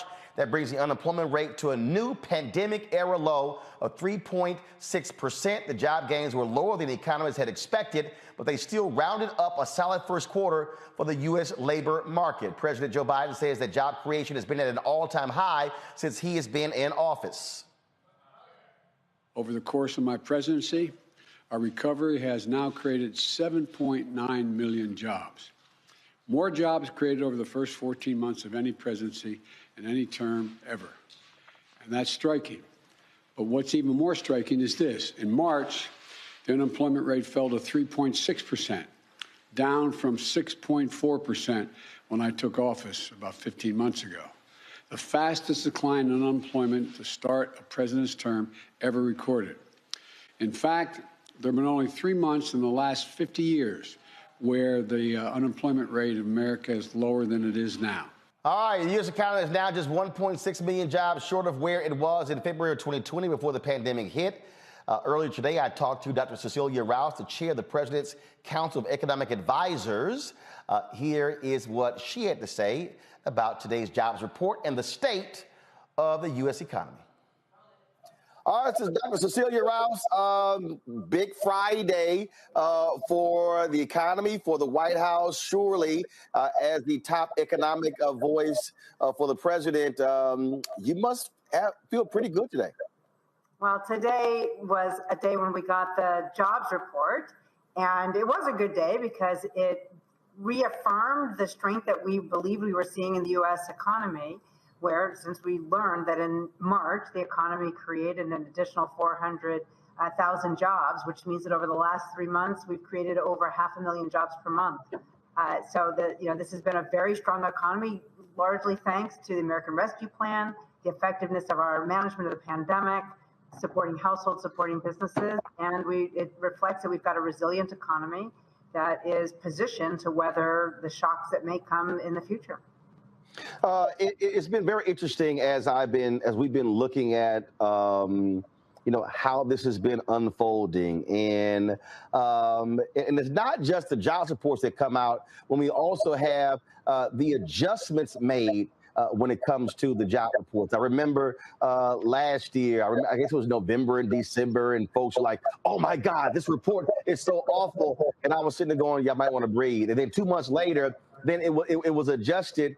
And so just share with people why it's important for some folks to pump the brakes on the initial numbers and understand that that's just, again, the initial. Things also change as you get more data.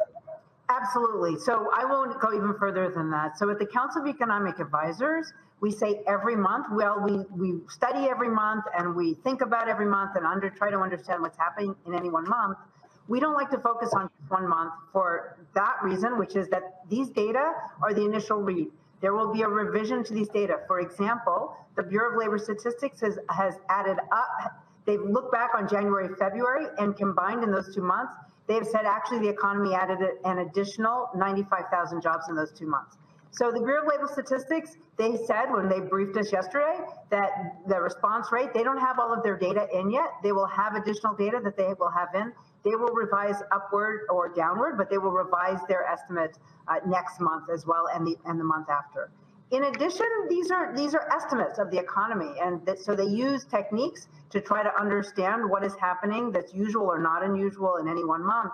And what you're referring to is that in January, they did a whole look back on how they benchmark and how they do adjustments for population because they had the new census. And they made some adjustments to their estimates going back over all of 2021 as well. So what we like to look at are trends, and what we can see in this labor market is that the trends have been solid. Over the course of the past year, this economy has added 7.9 million jobs. That's in the 14 months since the president took office. We've seen a robust improvement in the labor force participation rate. If you want to look at Black Americans, at the height of, or the depths of the pandemic in May 2020, the unemployment rate was 16.8%, and today it's down to about 6.2%. That's a number. I don't want to focus specifically on the 6.2, but the change is dramatic and reflects the strength of this economy. I was watching a conversation take place on a clip that was on Fox Business, and they were complaining that, oh my God, but we don't have enough people in the workforce, and these increasing wages is what's contributing to inflation. I never realized that an increase in wages was bad. Well, look, we fundamentally want to see workers being paid according to their productivity. And we want families and workers to be paid their fair wage so they can put food on the table, pay their rent. So we welcome wage increases that are based on productivity increases and that truly reflect the increase and what workers are contributing to the employers. The reason why they're worried about it is because wages are a component of a business's costs. And so the concern is, does that get passed on? Well, the wage increases we've seen to date have been in low-wage workers whose wage increases have actually been higher than inflation. At the moment, it looks as though these are wage increases that reflect the supply and demand mismatch, which is part of working our way through the pandemic. We are keeping our eye on this. At the moment, we don't think it's being baked in a way that's not sustainable, but it is something we are quite attuned to.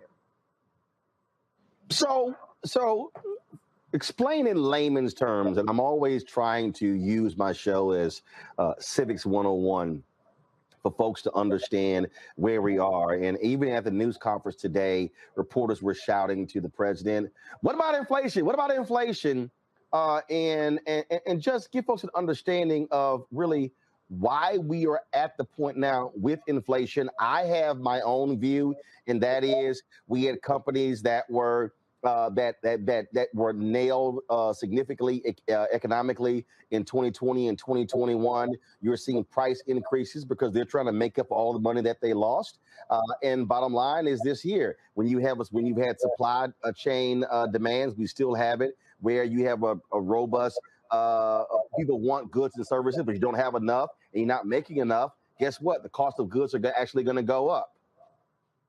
So, look, we've seen inflation around the world, and it reflects that economies that could afford to do so, governments that could afford to do so, supported their workers and their businesses through the depths of the pandemic, so that the workers and their families and the businesses had the funds to continue to buy foods, buy goods, to continue making those purchases that they felt they needed to make.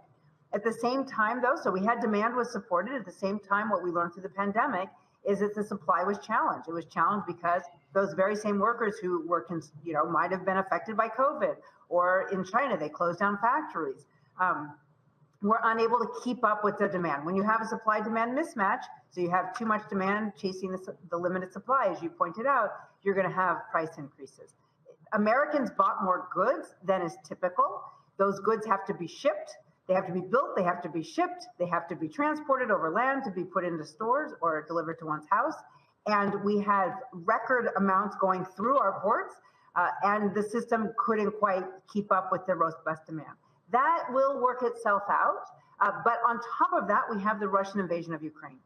And what that means is that Russia is a major supplier of gas and oil to the world, a little less so for the US, but for the world. So what we've seen is an increase in gas prices and in oil prices. And that not only is affecting prices at the pump, but it's finding its way into other goods as well. So that price increases the president is focused on, he is trying to address. That's why he did the release of the Strategic Petroleum Reserve yesterday, to try to get more oil supply onto the global market. But fundamentally, it is the pandemic and now it is the war that's underlying this inflation. So the next step here, and that is, when you look at these economic numbers, when you look at these job numbers, look, they're supposed to be good, but when you look at poll numbers, they are down. I know you're all about the numbers, but the messaging of what is happening with the economy is also important. So what is that conversation taking place in the White House, and how do you convey this to the American people, what's going on? Because what I'm seeing in numbers, in poll numbers, is completely different than when you look at what's actually happening with the economic numbers. You know, it's been a really hard 2 years, Roland, and the president gets it. He is so thrilled that Americans are back to work. We have an economy that's on the move, and that's been so important to him. We know we're not done yet. There's still work to be done. We're still about 93% of the jobs that we lost in the course of the pandemic have been regained. But there's still people who are out of the labor force who were working before. So we know that there is still work to be done, but he is thrilled that those who want to work are able to get a job. But he gets it. This has been hard, and inflation hits families in their pocketbooks. It's no fun when you go to the grocery store and the price of a gallon of milk or a pound of hamburger or the price of a gallon of gas at the pump is more than your one's used to paying, which is why he is focused on addressing the supply chains, trying to lower costs for families through his economic policies, and trying to address the prices at the pump. So, I think it's been a hard 2 years, but the good news is if we continue to manage this pandemic, we will get to the other side of it and resume our normal lives. All right, Dr. Cecilia Rouse, always good to see you. Thanks a bunch for breaking it all down for us. It's been a pleasure. Thank you. Just so y'all know, again, the top economic person is a sister. Dr. Cecilia Rouse is a brilliant sister. She also was one of the economic advisors under President Barack Obama, but she is the chief economic advisor. All right, y'all, going to a quick break. We come back, we're going to talk about an important race in Georgia. My next guest is running for a statewide school superintendent. Y'all, I keep telling you, Congress, president, all that stuff is important, but who controls our schools is also important. You're watching Roland Martin Unfiltered on the Black Star Network. I'm Deborah Owens. On the next Get Wealthy, meet Dr. Stacey McCoy, whose American dream became a nightmare because of student loan debt. Whether you're paying $300 a month or eventually I got up to $1,700 a month. Wait a minute. Hold that for just a minute. You were paying $1,700 a month on your student loans? Yes, and I know other people who are paying more than that. Learn the one piece of advice that made all of it go away. Right here on Get Wealthy on Black Star Network.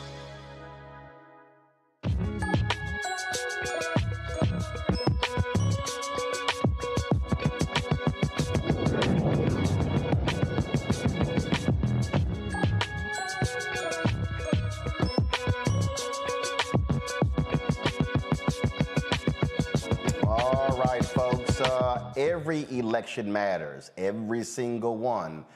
What about the state school superintendent? Not necessarily, for a lot of people, a sexy race. But when it comes to who controls what's happening in our schools, it does matter. We often talk about Tennessee and Texas and others trying to change textbooks.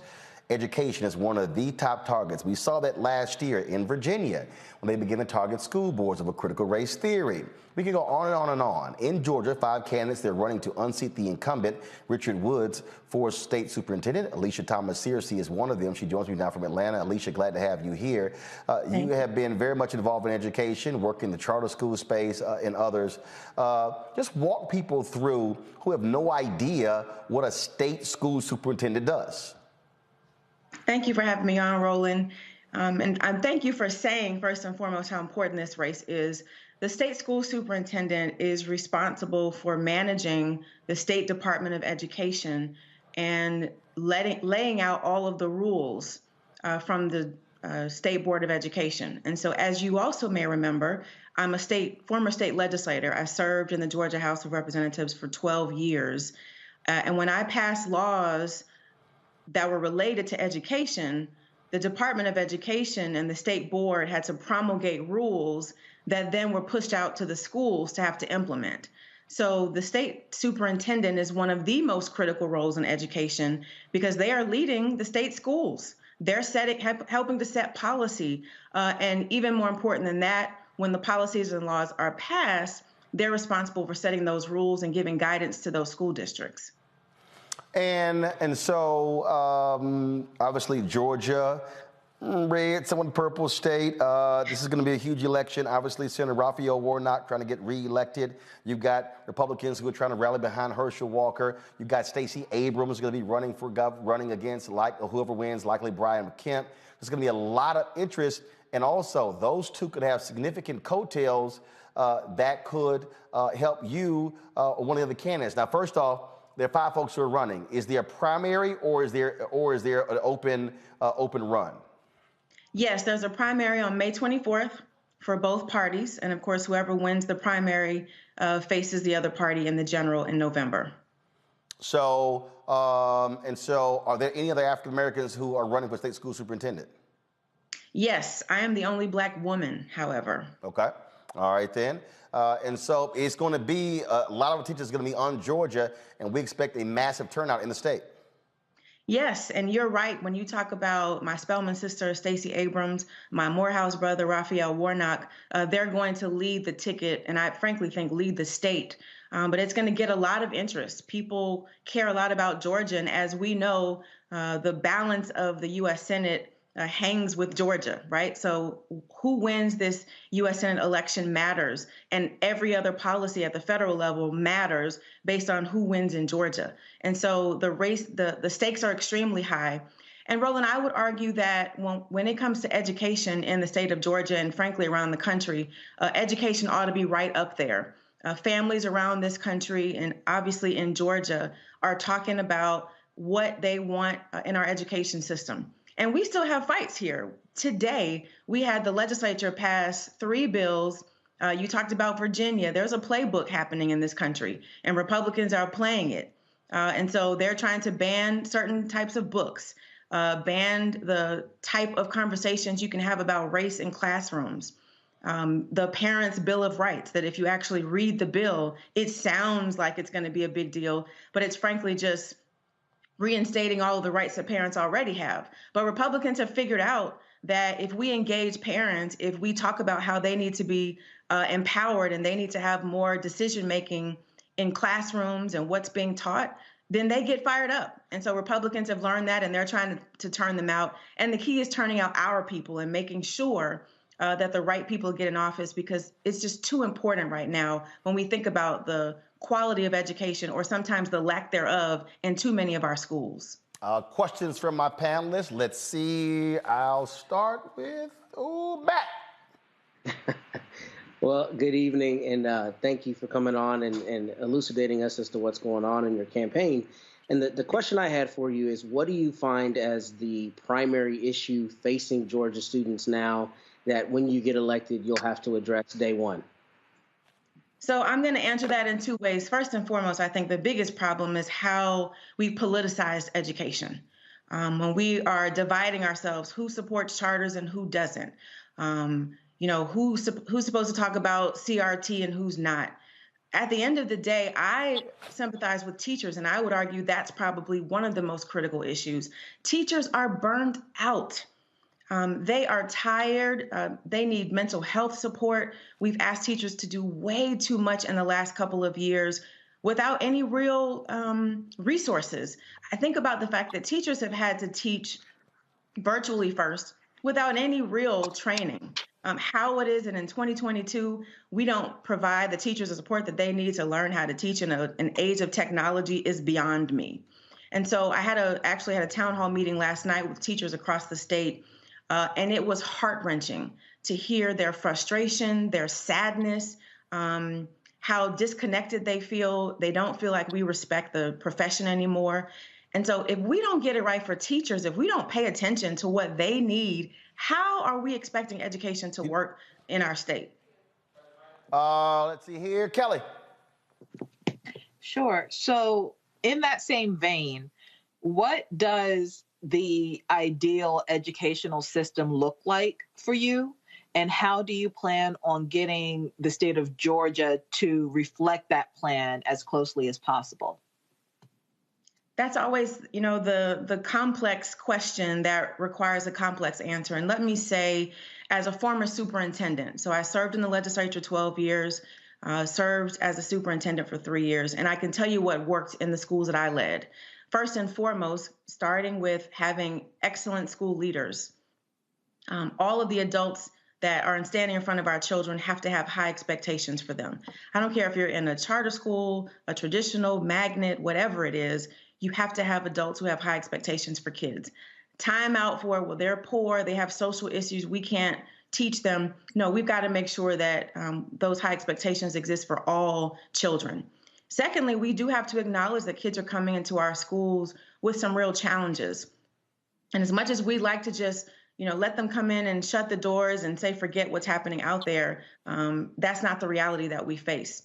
And so one of the things that I like in Fulton County here in Georgia, there's a school that has what's called a safe center, where students who are having a bad day, as an example, can come in and get some mental health support. They have tutors in the room who also make sure that they get their work done. They have a clothing closet for their parents, so if they have a job interview and need something to wear, they have that. And then they do a food pantry on the weekend to make sure that those families have the support that they need. And so it's wraparound services. It's excellent school leaders. It's well-prepared, well-resourced, respected teachers, again, who are standing in front of our students. And it's a curriculum that is culturally relevant. It's unbelievable to me that we are talking about what we're teaching and what we're not teaching in terms of history in this country, when we ought to be talking about making sure that the curriculum that they get is culturally relevant. And then finally, I would say, I also want to spend some time talking to stakeholders when I become state school superintendent. Because as I talked to my daughter, who's a 9th grader, she was having a conversation with my mom about, what school looked like, back in the day.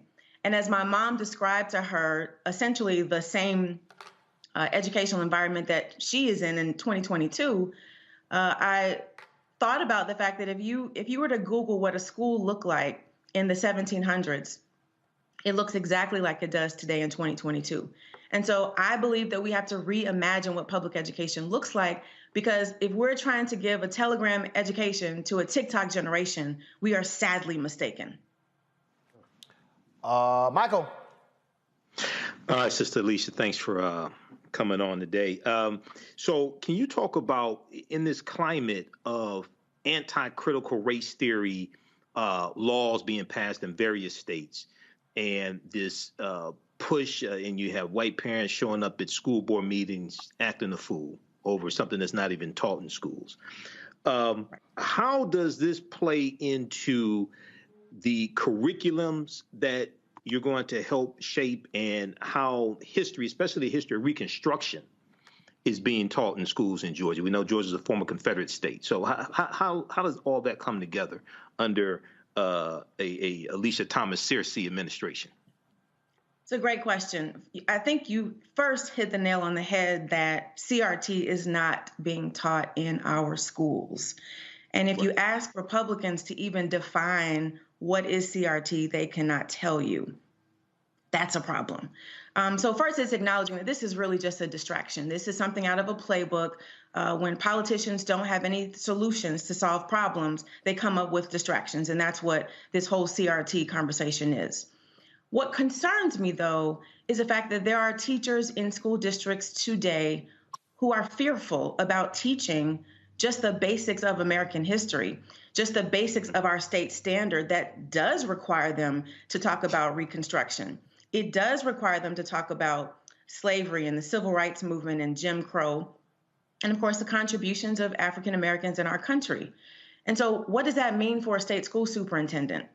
It's understanding what the law says. It's understanding what the process is in terms of what the State Board of Education does and the rules that they promulgate. And it's having the knowledge, the wherewithal, the wisdom, and the savviness to provide guidance for school districts so that they understand the difference between what's politics and what's necessary to teach in our classrooms. And so as superintendent, with the background that I have, I would make sure that districts are in fact teaching what is in the Georgia standards, which are all of those topics that we just talked about, and frankly, moving it in the other direction, which is making sure that even more of our curriculum is culturally relevant. All right, thank you. All right, then. Well, look, we appreciate it. Everybody got their questions in, right? Yeah, everybody got their questions in. All right, we appreciate it, Alicia. Good luck, and we'll certainly be watching this race to see what happens there in Georgia. I appreciate you so much. Thank you. All right, thanks a bunch. All right, folks, that's it for us. But before we go, first of all, let me shout out to Matt, Michael, Kelly for being with us. Man, it's a whole lot of stuff that we've covered today, as we always do. And so I appreciate y'all being on the panel. And I don't know who sent me, somebody sent me this Winston-Salem State hoodie. I appreciate it. There was no note, there was no card in it. So I have spoken to the university before. And so y'all know, I only rock HBCU gear where I've actually visited the campus. And so that's always important. Let me also give a shout out, my girl, Kim Bond. Coach Kim Bond, she was one of the assistant basketball coaches at Texas A&M.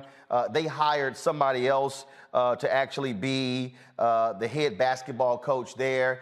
She sent me a text message earlier. She actually hit me up while we were on the air. Let me see if I can blow this up down here. All right, y'all, because trust me, the formatting is off. And so she just got hired as the head basketball coach at Southern Illinois University in Carbondale. And she said, look who I ran into today while I was there. And so shout out to the chancellor at Southern Illinois, Austin Lane. He's the former president at Texas Southern University.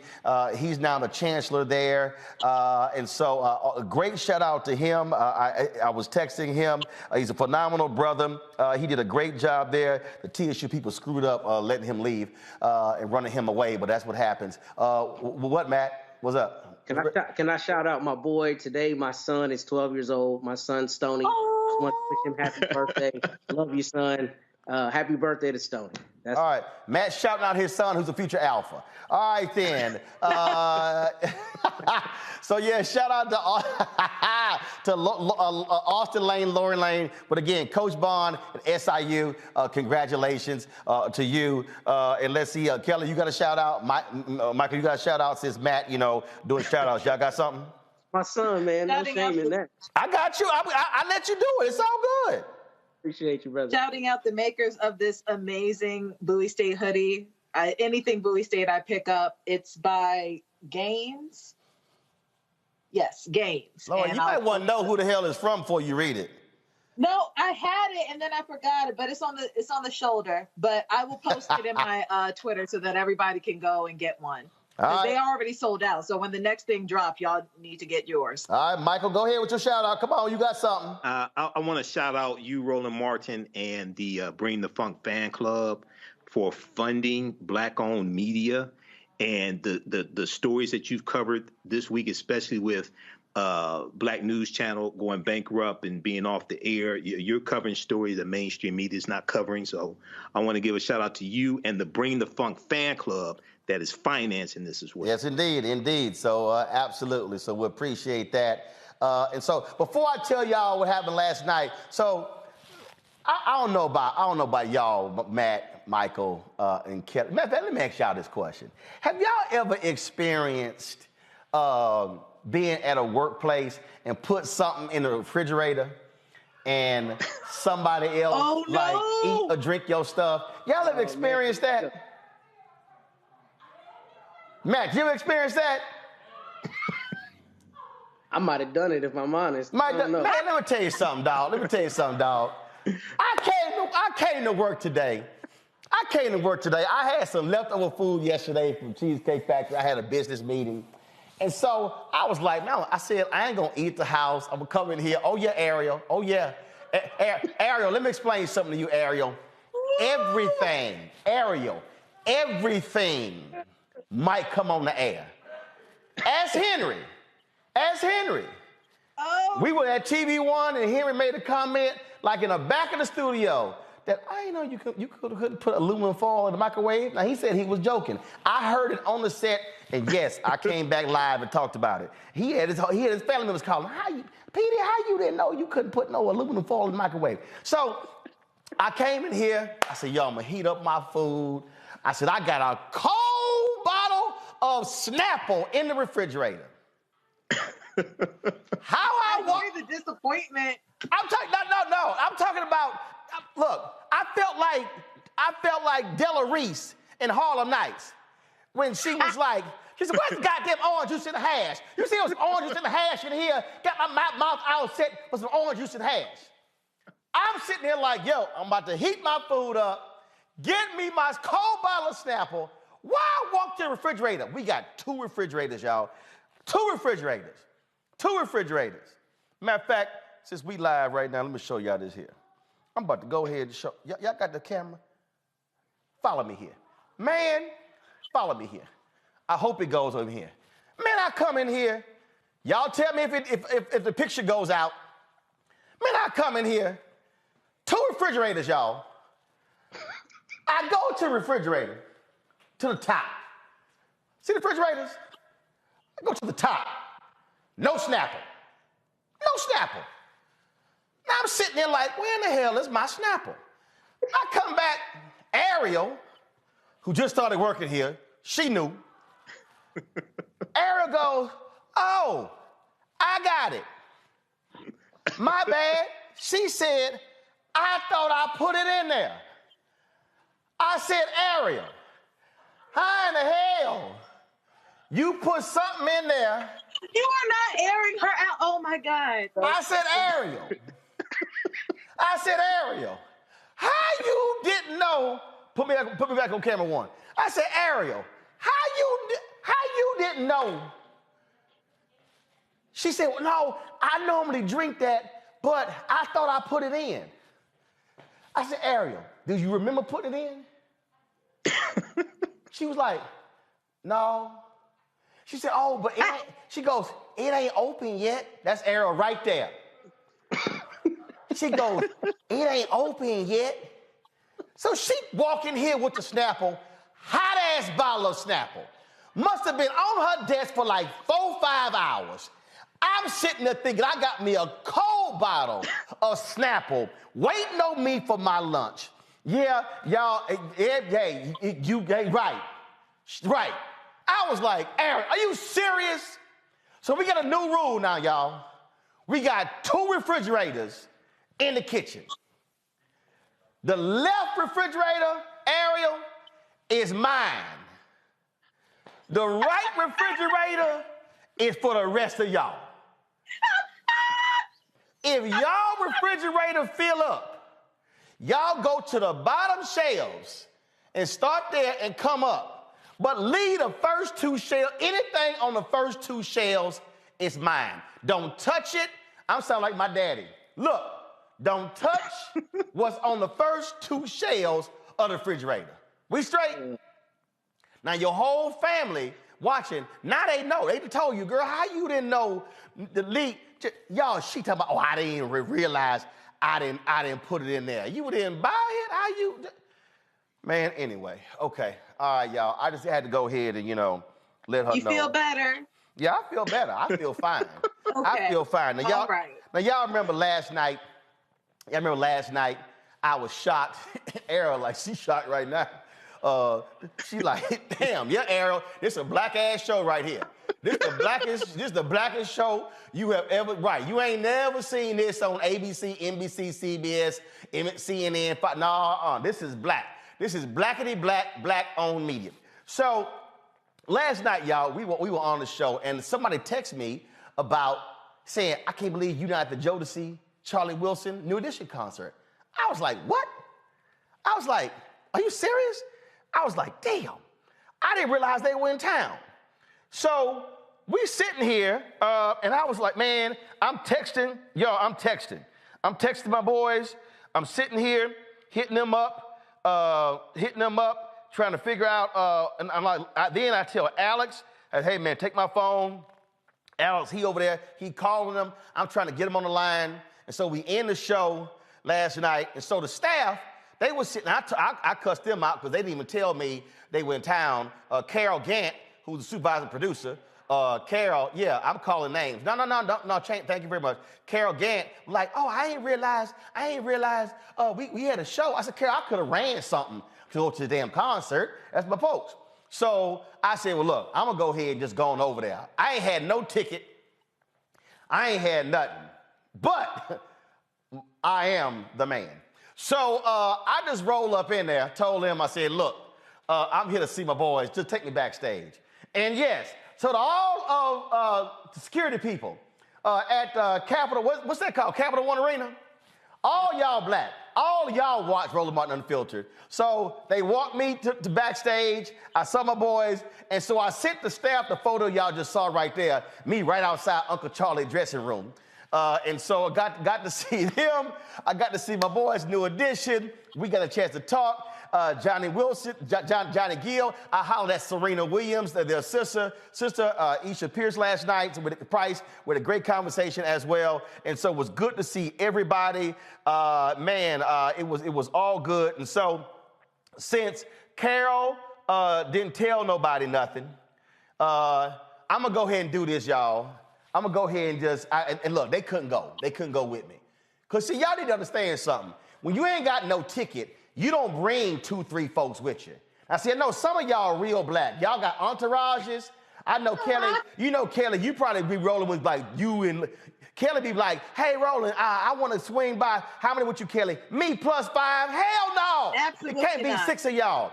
Black women known for that. Y'all be talking about me +5. No. Absolutely not. No, So I just told him, I said, look, can't nobody roll, but I got to guarantee one gonna get in, that's me. So I got in. So Carol, since you love New Edition, Carol says she grew up in a Pentecostal house, and her mom and dad didn't let her listen to nothing but New Edition. It was New Edition, James Cleveland, and Shirley Caesar. And that's all she could listen to.